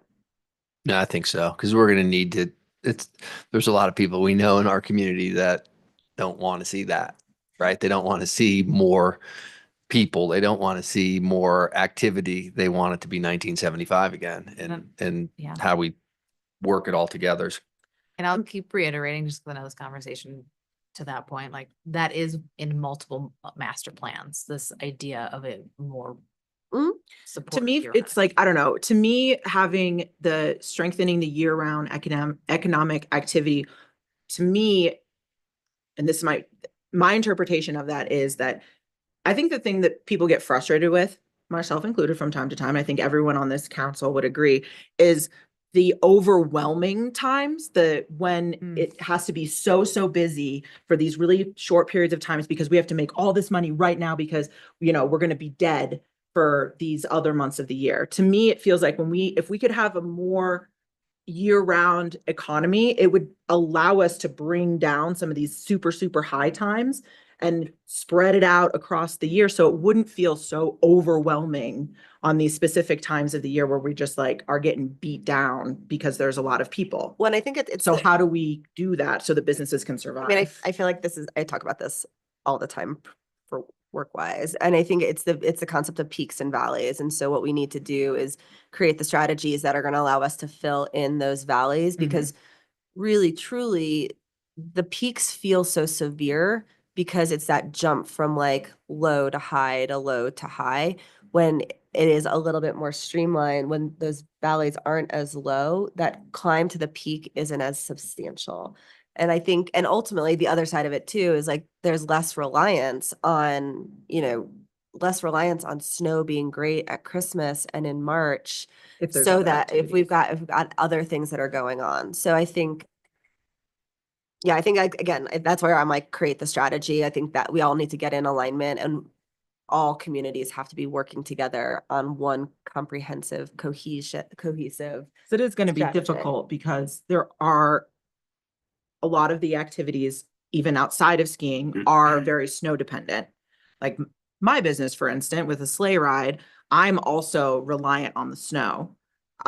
So like I push back my business opening until after Thanksgiving because I don't have the snow to operate. So figuring out, okay, well, what are the other activities that are also climate resistant as we're going through these periods of, there's going to be years where we're not going to have any snow in December. We've already experienced that before. So what, as the regional actors can say, okay, what are the other things that are available so that we don't have just nobody coming here, or people come here and there's nothing for them to do and they have a bad experience. So maybe in there, it should also be it should say, look to climate resilient Businesses. opportunities. I have reduced reliance on seasonal tourism and Mhm. climate dependent activities. Yeah. The only, Oh, great. Jesse Ray, go ahead. I think like I love this in theory, but I think a lot of our workforce is like acclimated to this like seasonal behavior and they look forward to having like 5 weeks off 2 times a year to go travel. Like they work their asses off in industry or seasonal dependent positions, and then they like love to have those 5 to 7 weeks off to go do whatever they want to do. And yes, it's extreme highs and like extreme lows economically, but like our workforce, I think there's a lot of them that like look forward to that aspect of this community. And I think they still can. I don't think it has to be as I think, long. yeah, I think I think that that's their personal choice. And truly, if the economy is seasonal, if if the economy does spread out a little bit further, that 5 weeks that they take off doesn't necessarily have to be all at the same time. Like somebody could take that time and go home in January or whenever it could potentially be because they're working further into October or they're working for, so I think that that's a personal choice for each individual and we can And I'll encourage that. just kind of bring it back from the sentiment, mainly one, we'll talk about this as a region and where that lies. And two, another thing within this goal, and I know we're redoing our master plan, but I don't want to be anywhere contradictory to the master plans that we have in place, just because those visioning documents went through a very long process to get to where they are for a reason. And that's, I know that this one can be contentious for a lot of reasons. That's why I just keep highlighting that it is very much a standard in pretty much every master plan that we have in the region. Right. It'll always be tough because you have, not just breaking it down into the segment that Jesse Ray did. It's more that there's a lot of people in our community who wax poetically about how they miss the off season. And it's not that I would go beyond even that further. I mean, the Forest Service has a specific contract with the ski resort that we close on the first Sunday in April every year. There's climate factors where it's going to be mud season in late April, early May. People aren't going to want to be in a place where you can't ski or hike or bike or anything just that time of year, really. There's very limited outdoor activities. Independence Day is just going to be on the 4th of July every year. So there's going to be just a peak right there every single year. So conceptually, sure, I agree. Pragmatically, this region has been talking about this since before I moved here, and it hasn't changed much. And so I have a degree of skepticism or hesitance with this particular goal. I can leave it in there. It's fine. It's not the hill I need to die on. But pragmatically, I am just a little skeptical. I share a little bit of Dan's sentiment on this one. And I also think I think the spring off season and the fall off season happen for very different reasons. In the spring one, it's kind of hard to avoid mud season. The fall season, I think a lot of businesses choose to shut down because of fatigue and because of understaffing and because the summer's so busy. And I don't know if us trying to raise the valleys to the peaks, I feel like that might make it worse. But we have valleys in December and January and February and March and June and July. Like we have significant, I mean, if you look at occupancy numbers, like it is like this razor. And so when I talk about valleys, like I'm not just saying like we're going to go into April. we're talking about dead weeks in January. Yeah, and so, from experience, I think not everyone wants to be operating at that highest peak even in those moments. It is nice to have that little bit of flow. You get over the peak of the holidays and you can take a breath. Okay. So I kind of see, so I'm a little bit more, I don't know if I feel as strongly about I think leveling it out would be nice a little bit, but because we know that we're going to have these peaks inevitably, I don't mind the little valleys that kind of fall between them. I actually wanted to say something else though, when we were talking about how to create attractions that are less climate dependent. I think that can tie into one of our initiatives with fostering inclusive community and having more like events or programming that's like free to the public for our local community, but as well as like our tourism community. Like if we had some kind of like, I keep bringing up Crested Butte, I'm sorry, but if we had something like sort of this like Vinatoc, like harvest festival type of thing that wasn't necessarily dependent on the ski resort being open, but was an attraction for people to come before Christmas to come to our like harvest festival or whatever it So we is. do That's- have and that's down the point. here. That's what I'm talking about. Yeah, but I guess like, but that to me is not necessarily like the same as wanting to sort of bring all of the, like the whole year up to the same amount of busyness. So we do have promote accessible and inclusive festivals as part of one of our goals. which is- Festivals like implies that it's like a ticketed thing though, and I think this is not a festival. Do you want to just events? Event feels, and I think they need to be like free events too, like, Maybe use experiences. yeah, And say accessible. yeah. It is promote accessible and inclusive. Cause I saw that and I was like, it's not that I want another festival, it's that, like, anyway. That was all I wanted to say. Okay, we'll come back to that one. in just a second. Okay, great. Sounds like we've had some great discussion, got some good input. Hopefully the working group will flush this out a little bit more and we'll kind of see where it lands. Again, we'll have another discussion with everybody down the line here as well. The next one is ensure accessibility to essential community services. So make essential services like healthcare, childcare, youth programs, recreation, public amenities affordable and accessible for residents. This includes supporting the development of new regional medical center to meet growing healthcare needs and prioritizing family-friendly amenities. So it's what we have learned is taking some of these community services and adding them in the realm of economic vitality and development, because without the support, the economy cannot grow. So that's kind of why it's in here. Is there any other? I think we should say something about like increasing accessibility for ADA constrained visitors or users, like something about ADA, like we're very like ADA non-compliant in this town. Okay. That You would be want under it infrastructure though. Infrastructure or Yeah, I think we should put it up in infrastructure. Adding that somewhere in infrastructure would be a good idea, Okay, but not for, I don't think economic Yeah. vitality really fits as well. they shop too. Well, Yeah, but just to be clear, you are speaking to the ADA infrastructure to make sure that we have. Or like accessibility to everything, The action would be an infrastructure. Okay. Yeah, I think it has to be infrastructure. Yeah. Okay, anything else to that point? Thank you, Jesse Ray.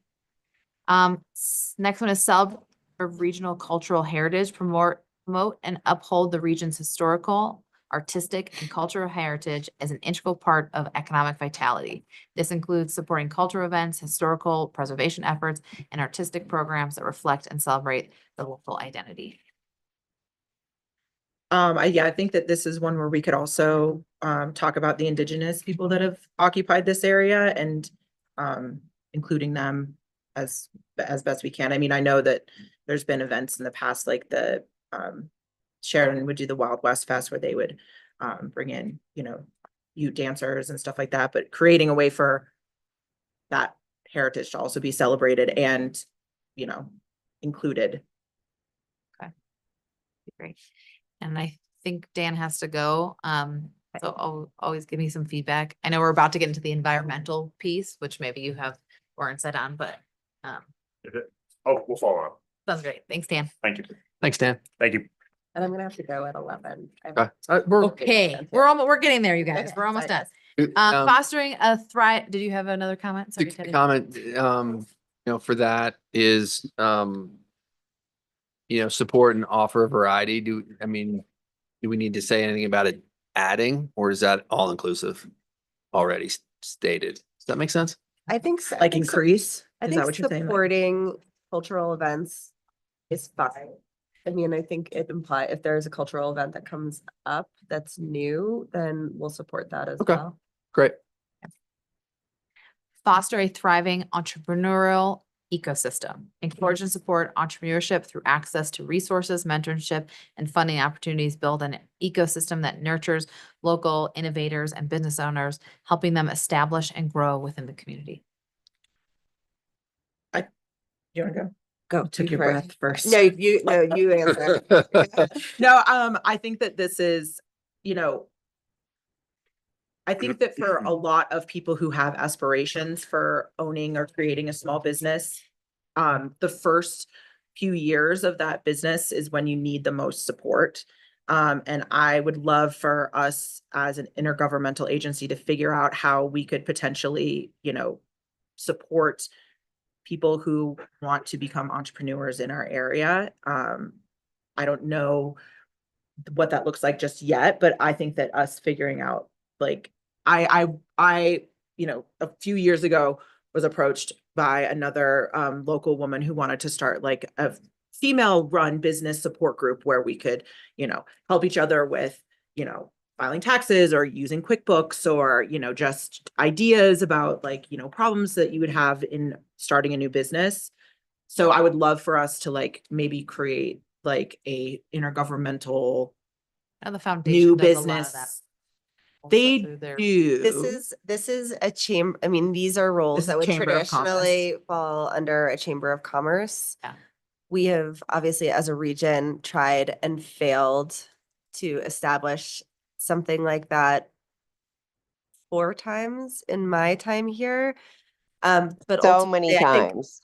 I mean, yeah, and but I think that it's vital. I think it's necessary. I think it's one of the challenges that every single business, no matter how long you've been Established. here, they're all struggling because they don't have the support that they need and they're looking for it in all different places. So like I mean, my inclination, and everybody knows this, is that I would like to see the reestablishment of a chamber of commerce, but it cannot be in the ways that we have tried to do so in the past. It really does have to be a funded initiative that all 3 governments agree to support in perpetuity. And I would love to maybe explore that. We're obviously starting to work a little bit more with Mountain Village and their, their TMVUA. with TMVI, sorry, specifically. But I really do believe that it's like having the conversation about whether or not we should establish a chamber as the governments to support the businesses and therefore our employees is what we need to be doing to address this. I think right now, especially because like, depending on if you're a business owner and in one area and a resident of another area, you don't necessarily get to vote on, you know, different topics that come up that might affect your business. And I think a lot of business owners feel like they don't have a way to have like a meaningful voice in some of these decisions since they can't vote because we lack something like a chamber of commerce. Right. Yeah. And our businesses need advocates. They need people that can truly speak to what their challenges are and what their needs are. And if they are in the throes of lunch hour or they have staff call out of their retail shop, they cannot come to these meetings and be the one voice that speaks for everyone because they're so busy in their own businesses. So I do feel that if we had a chamber, we had an organization of that nature, the voice would be that much louder and have that much more impact, on councils and staff as they're making decisions that are going to affect those businesses. So ensure long-term foster thriving entrepreneurial ecosystem and business support through a potential regional chamber of commerce. Like that. Okay. Great. Next is ensure long-term accessibility of resort amenities. Collaborate with THD to make resort amenities accessible and available to residents and visitors now and in the future, ensuring the resources continue to benefit the local community and draw tourism sustainably. This was a recommendation from the group at our last meeting. I think it's great, as is. Promote accessible and inclusive experiences. So, and I changed that, but more that you have. Support and enhance the accessibility of local experiences and events, ensuring they are welcoming to all residents and visitors. I It says festivals should reflect the community's diversity and be managed in a way that ensures longevity and inclusivity. So again, maybe take out the word festivals and just say events should. Yeah, I think that's inclusive of festivals, because I Mhm. think that's important to call out, but it Unless you want shouldn't to be change anything limiting. else. Yeah. Yeah, and like, I think having more, I know we keep using the word accessible, but like specifically free events.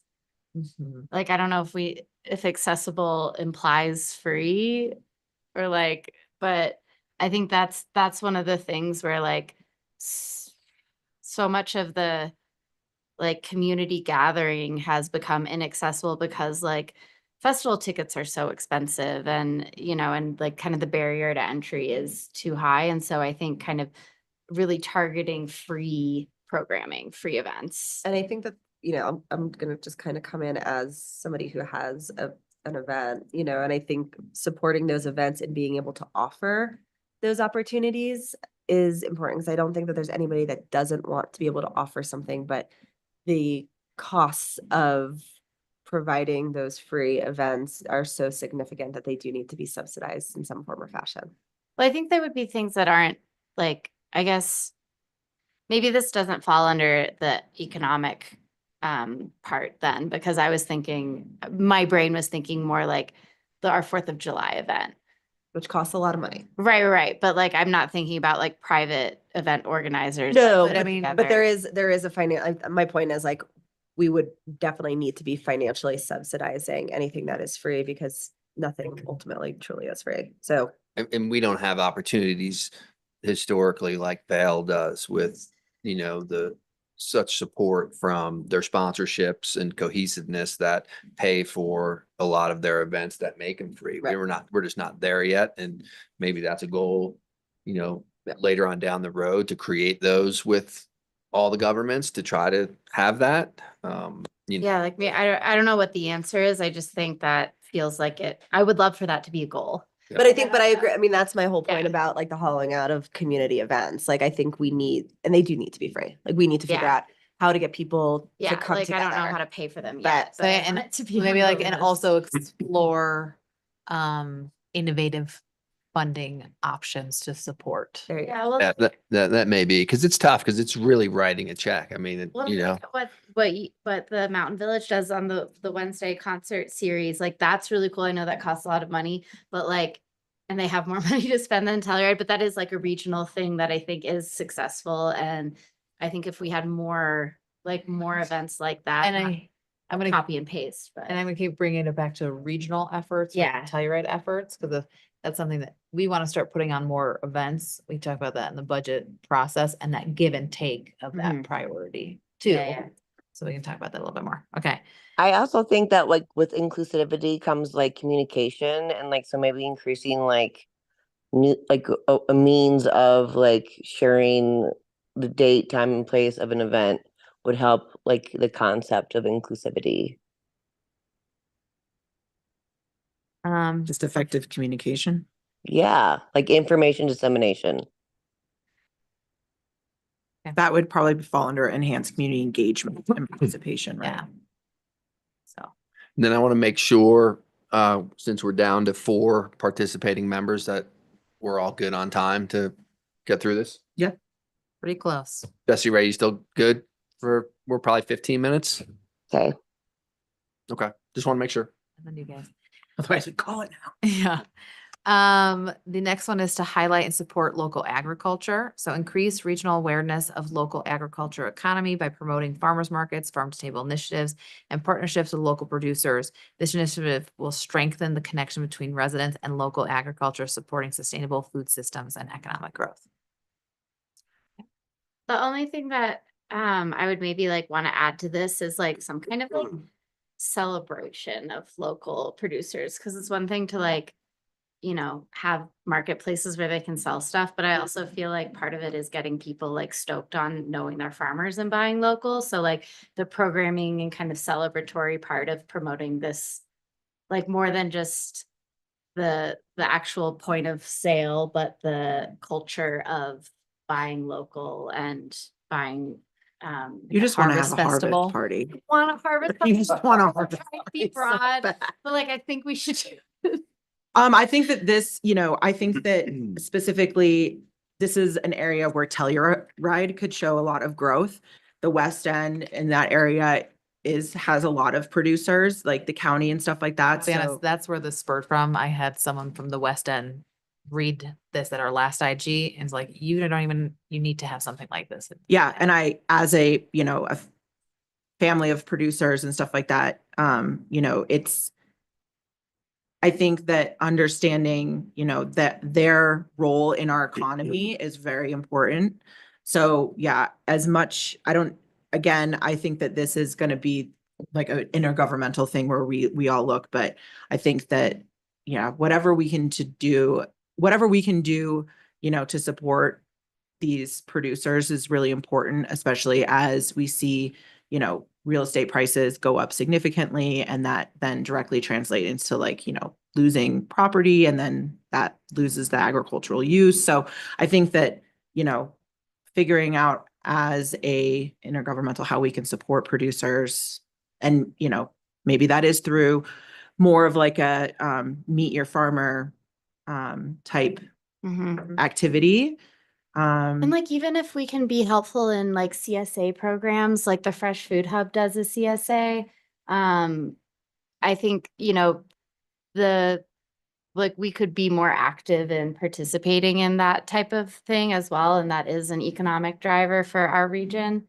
I wonder if there was a way maybe for us to investigate, because we obviously have the farmers markets in both the Mountain Village and the town. Did they do a farmers market in Norwood? I don't think I don't so. know. I don't think so. Do in Ridgeway, but not North. But that those things happen specifically in the summertime. So maybe we could look at what we could do in like a year-round capacity to also, facilitate sales or something like that. Maybe that's love something that. we look at regionally. Maybe it's getting the input of those farmers too. Mhm. Yeah. What? Because if what do you people, need? like, I used to buy like onions and potatoes and like jams and stuff year round from Mhm. some of my growers, and they have winter storage crops, but we don't have any way to buy them. Yeah. So I love that idea.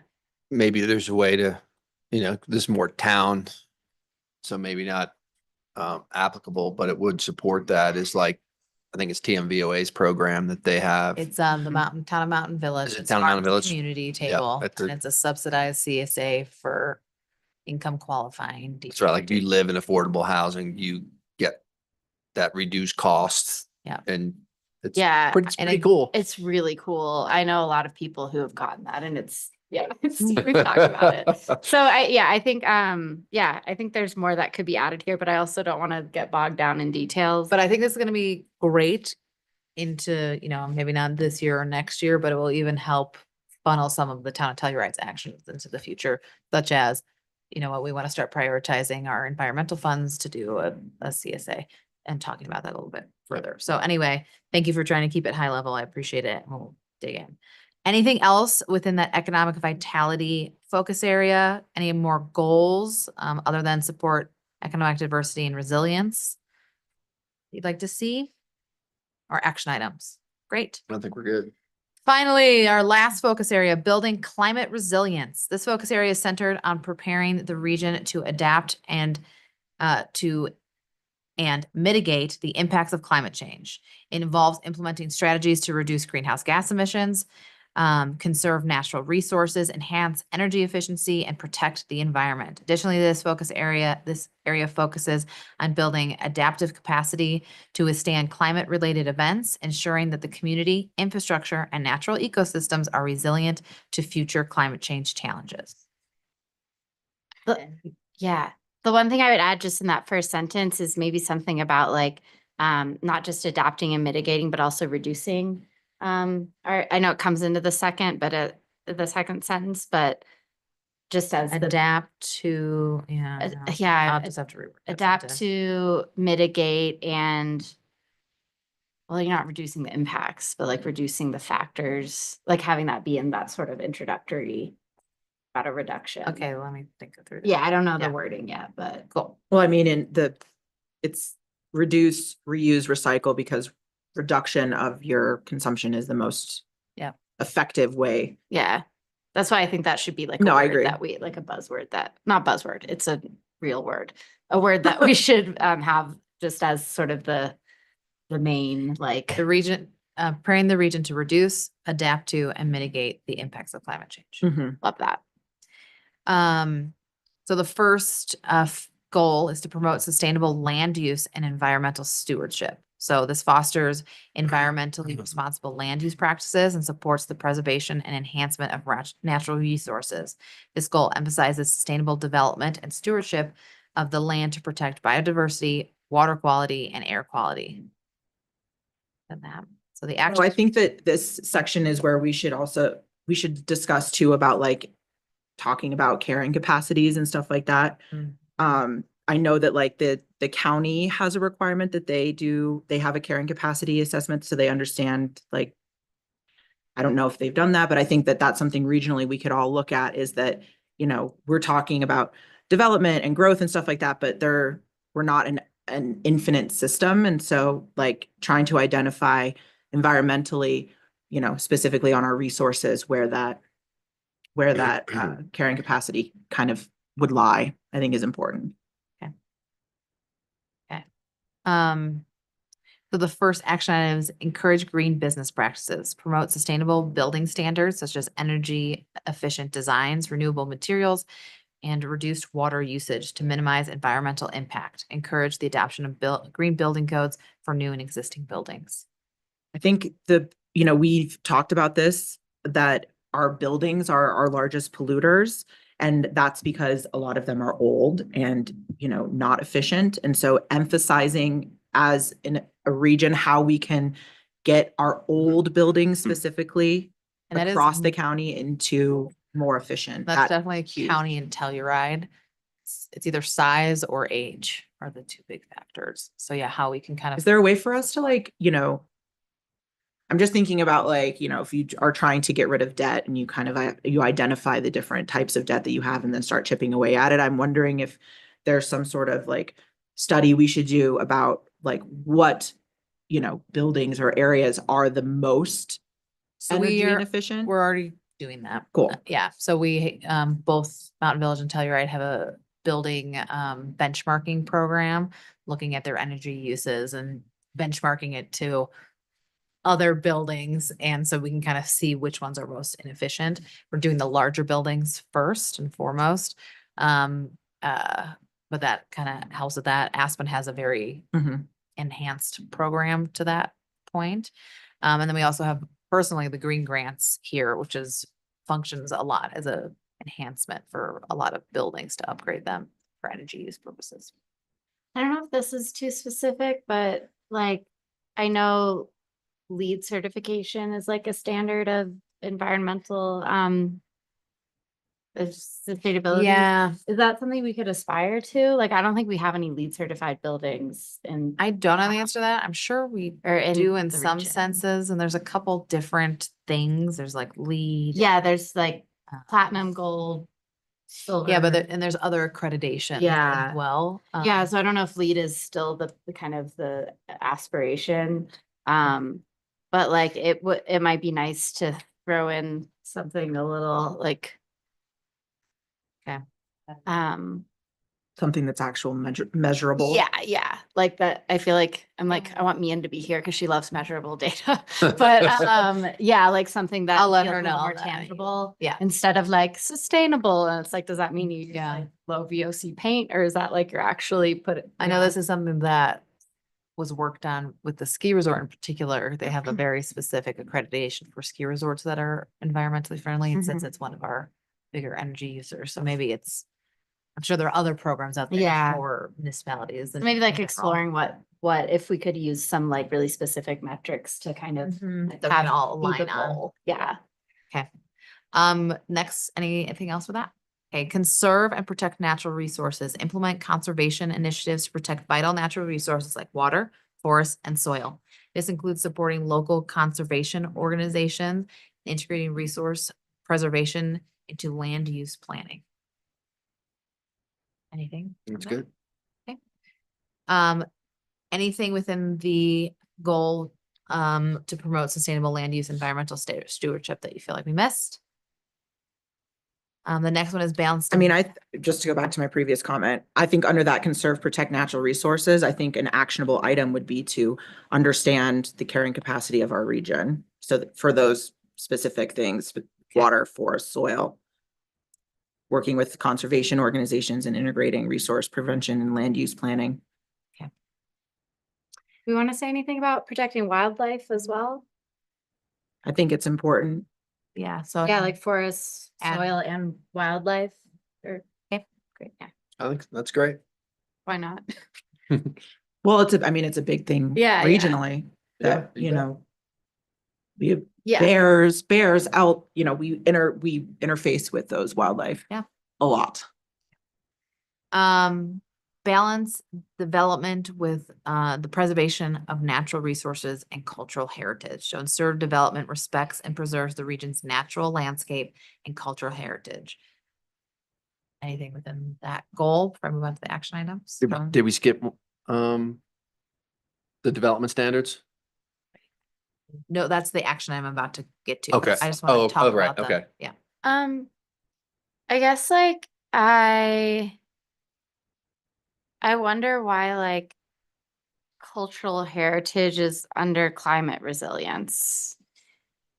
Like yes, we should preserve cultural heritage, but I don't know if in my like view of climate resilience, it like fits here. Like it feels Yeah. more of a cultural item than an ecological item, unless I'm missing something. Probably, No, I would agree. I was kind of just confused. Yeah, on like, how all just the- to- I think it was a comment from the last IG during this section.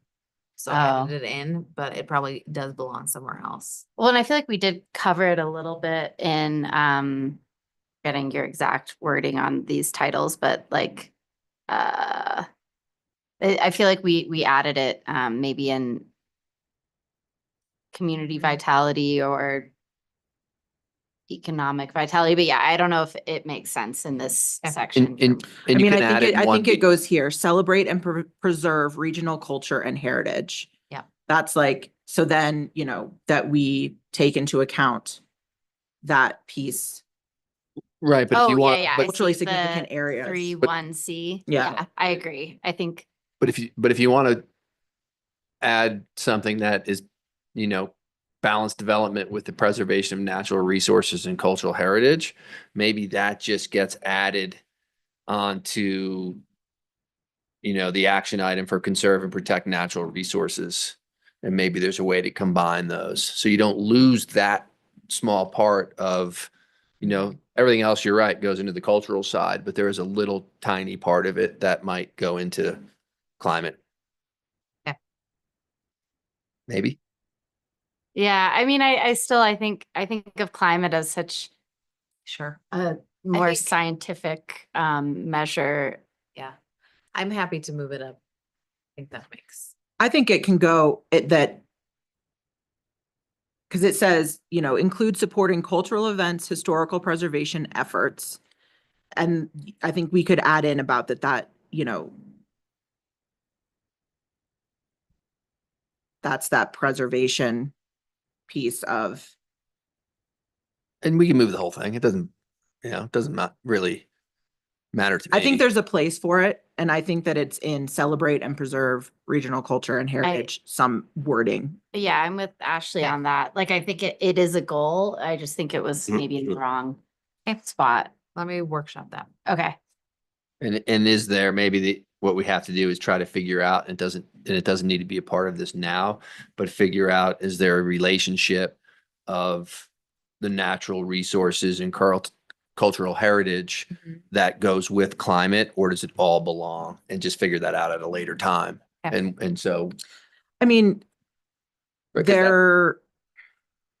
that's what the this item is kind of says. where there's like these threads Are- that yeah. connect Yeah, things yeah. like we were talking about. You know, there are, you know,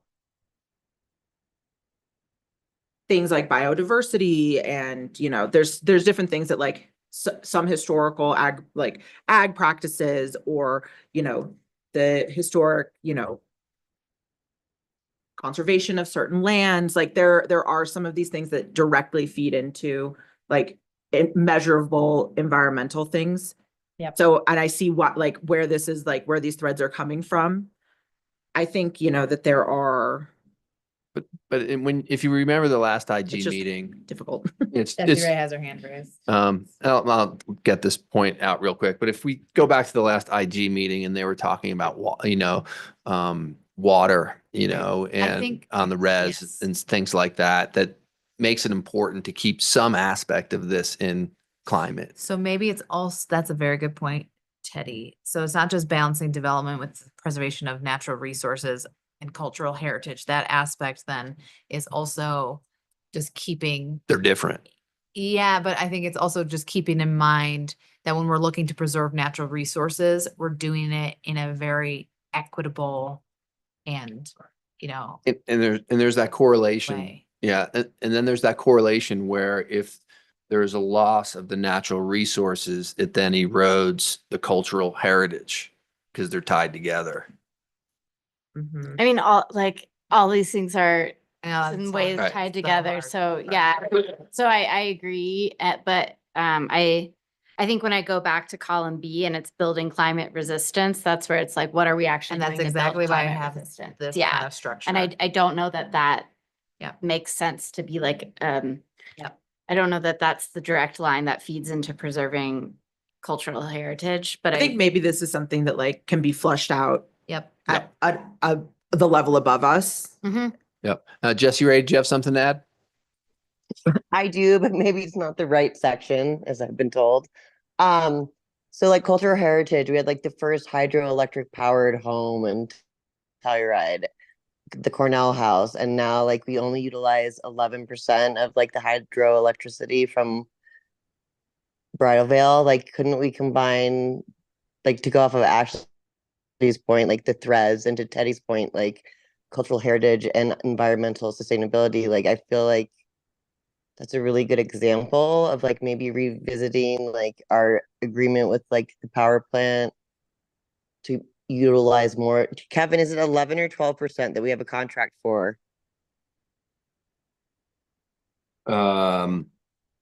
We don't have a contract for anything at Bridal Veil. Are you thinking of Sampa? I think we get 11% of our power from Bridal Veil. Sampa might. Right. Yeah. Yeah. It's not the town. It's not the town. it- Yeah, it's owned by Yeah. Adorado. And then we get it from Sampa.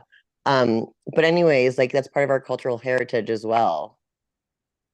But I think that if we're going back to like the actionable items, it's maybe like it's looking at our energy sources. Like that's what you're actually, well, See where I my don't know. like This isn't a hill I'm yeah. gonna die on. I feel like we don't. I think I have a lot of input. Yeah. I think again, this is like another one we had a pin to have a much Yeah. larger. I think that the Goal is there. Getting- Yeah.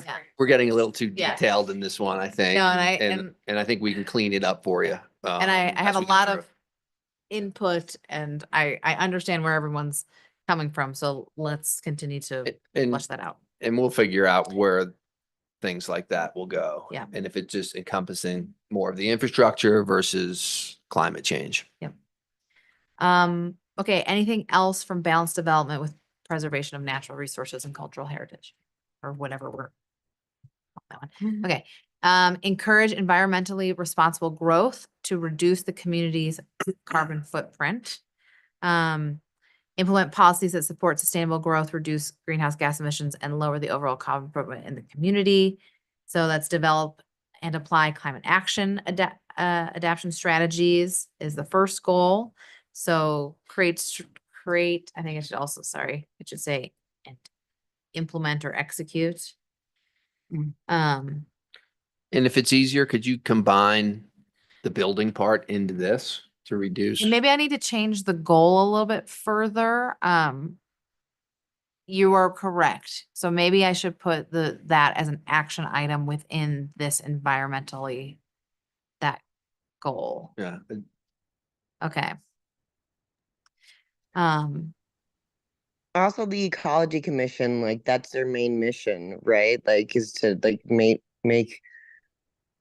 energy more efficient and reduce greenhouse gases? Like, shouldn't we call the Ecology Commission out here?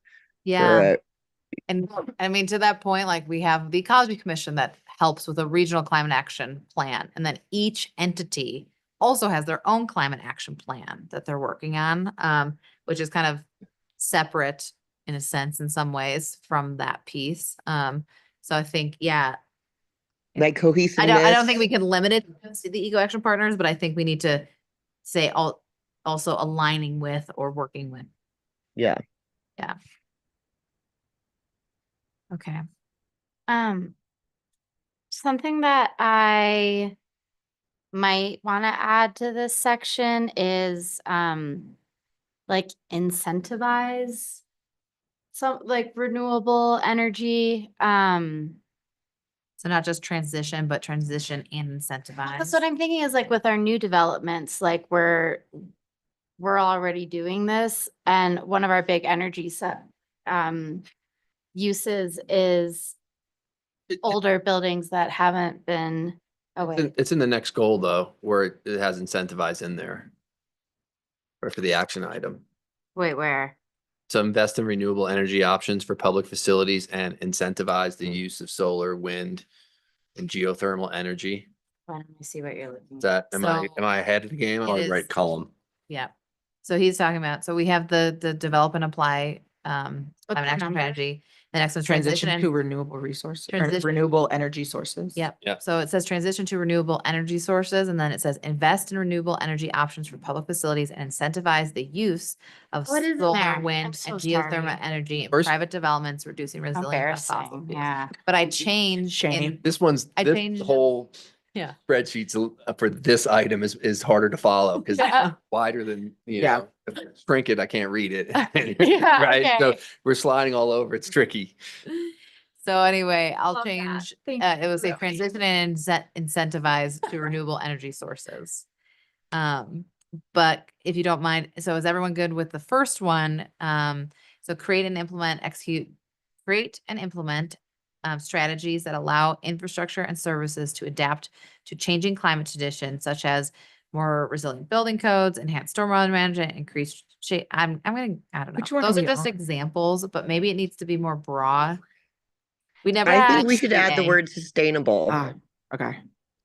Okay, and I think, If we're gonna, like working with regional environmental partners, something like that. and you may end up combining this one with the building one that we started with. Right, if, and I you did know. do that. Yeah, so I think I'll add that in there as well. But I think, so unless, because right now we have a lot of climate action plans to work from. We have the regional and then we each have our own. So I think it would be beneficial, and hopefully maybe I can get some staff input to have maybe a few things that we could call out that are action items that we're trying to accomplish that are fed from those plans a little bit more. So maybe that's something else that I can work on if no one here has any further input. Nope, it's good. But thank you for that insight, Jesse Ray, to build off of that. Okay, so I will skip 3B because I feel like we talked about that one into yeah. Yeah. Is this where EV charging goes? Not utilities? Do we put EV chargers here? So, and again, there's infrastructure Yeah. versus Yeah, like I no, did yeah, I don't know. incentives. The only thing I would change is invest in renewable energy options for public facilities and incentivize the use of solar, wind, geothermal energy and other opportunities in private developments. I don't think, it should be necessarily limited, although those are the obvious ones. What do you say, or other sustainable Yeah. building right. practices? Yeah, other avenues, however you want to word it, but does that make sense, Zoe? Yep. So broad. Other than that, I'm Um, good with it. Can I also ask this question? We have, incentivize in some of our climate action plans. We do have things of ordinance nature. So, to encourage electrification of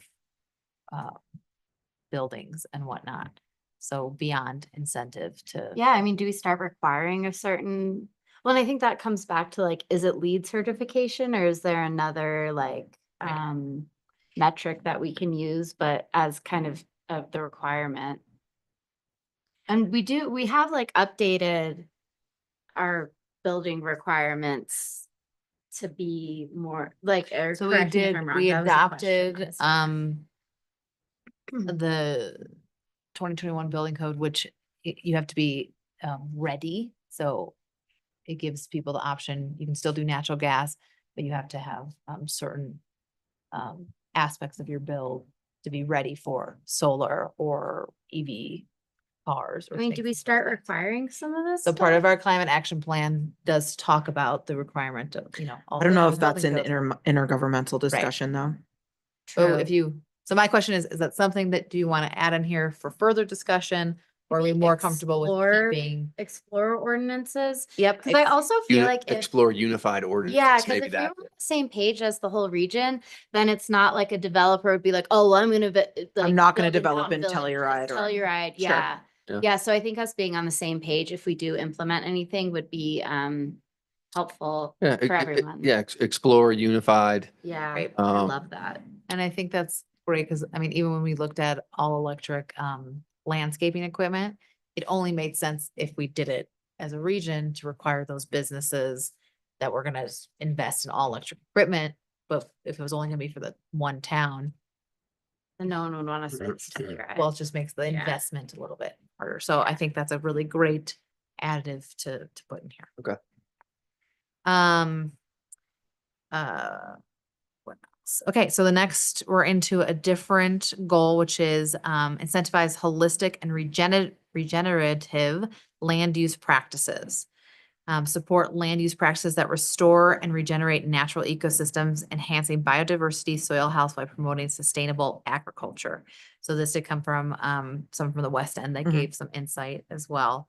So if there's no comments on that, I'll jump into the action items. Well, I guess like, I don't know if this needs to be another bullet point, but like maybe this is so agriculture specific, but like I would love to see something in this section about composting programs to reduce waste. And I don't know if it goes here, maybe it's just like a whole nother bullet. I mean, I think that's But- regenerative land use practices in a way that Yeah, and that's why I don't know if maybe like this part that you just read about it feels really agriculture centric, but it feels like maybe we could have more broad language.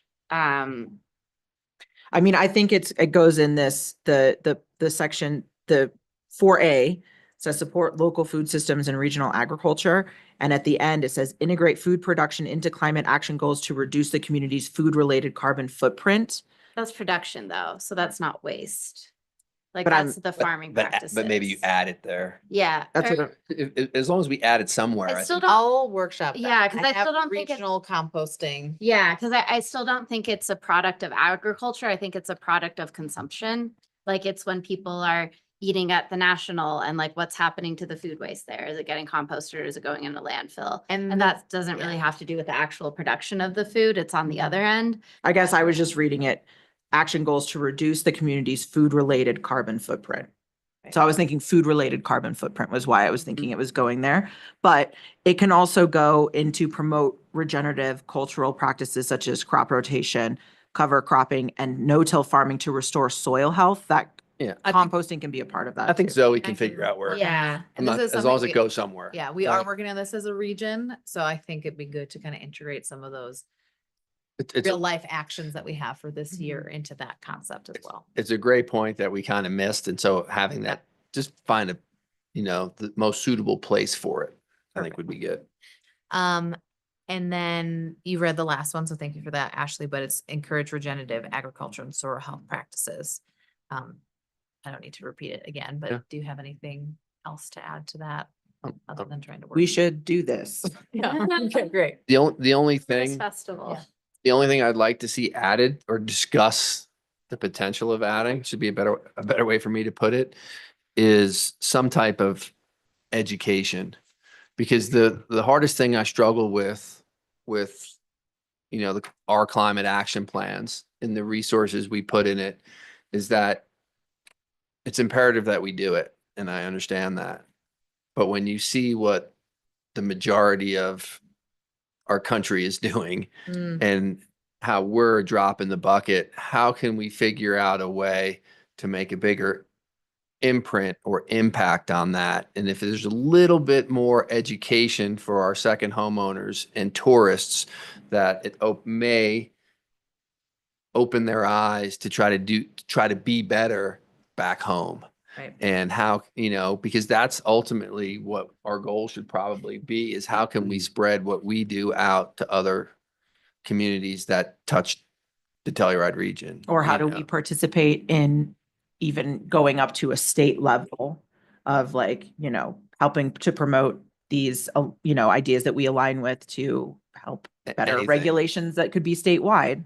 I think even to go on what Teddy's saying, like something we talked about at the resource recovery, I think we're a board or commission. Resource recovery is like, if we do implement things like composting systems and people, we're requiring it or encouraging it in Airbnbs and, second homes, how do we instruct people to do that correctly? Because there is a learning curve. Because I know people who have lived here for 10 years who still recycle things that we don't recycle. And I go through and I'm like, we don't take fives. Egg cartons are not recyclable. Like all these things that, like, if you're independently interested in it, but there is still like an information gap on how are we sustainable in our practices. And so we talked to something that I suggested and there was really no traction, was maybe having some kind of like Mountain Village and Telluride, like regional, like refrigerator magnet that just was a summary So of that is like, something that Eco Action Partners is Okay. kind of working on, the education piece of our contract with them. But so I think that's a great goal, okay, because maybe we just need to do better alignment on the tools we have in place to do that. But Yeah. I heard two things out of it that I will workshop more: education and maybe more lobbying for, state and federal. I just think as an Impact. intergovernmental group, that's something that we could say, hey, all of us here in San Miguel County with our different entities see value in promoting something at a state level that we could all then get together as this intergovernmental group to support and help maybe facilitate at a state level or national level even. Okay. Anything else to add to that focus area, goal, action item? Jesse Ray, do you have any other comments? No, I texted you a couple times. Yes. I see that. I will integrate the word sustainability in infrastructure. Can you elaborate on that a little bit more? Oh, that just so that when we're talking about like availability for composting, which is Mhm. amazing in theory, but like you can require people to do it, but if you don't have the infrastructure in place to actually achieve that, it's kind of a double-edged sword. Like Mhm. we're lacking in composting capabilities at this current time in our region.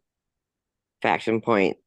we actually got, it's included in our contract with Bruin Waste, a possibility to incorporate composting. And we're It is indeed. And that. if you go to Bitsley and fill it out, like it's not meant for like an individual. You have to be like a corporation or an HOA. And we are moving there to that. This is a pilot program, but Yeah. yes, like keep enhancing. I mean, your point is valid. We need to keep enhancing Yes. infrastructure.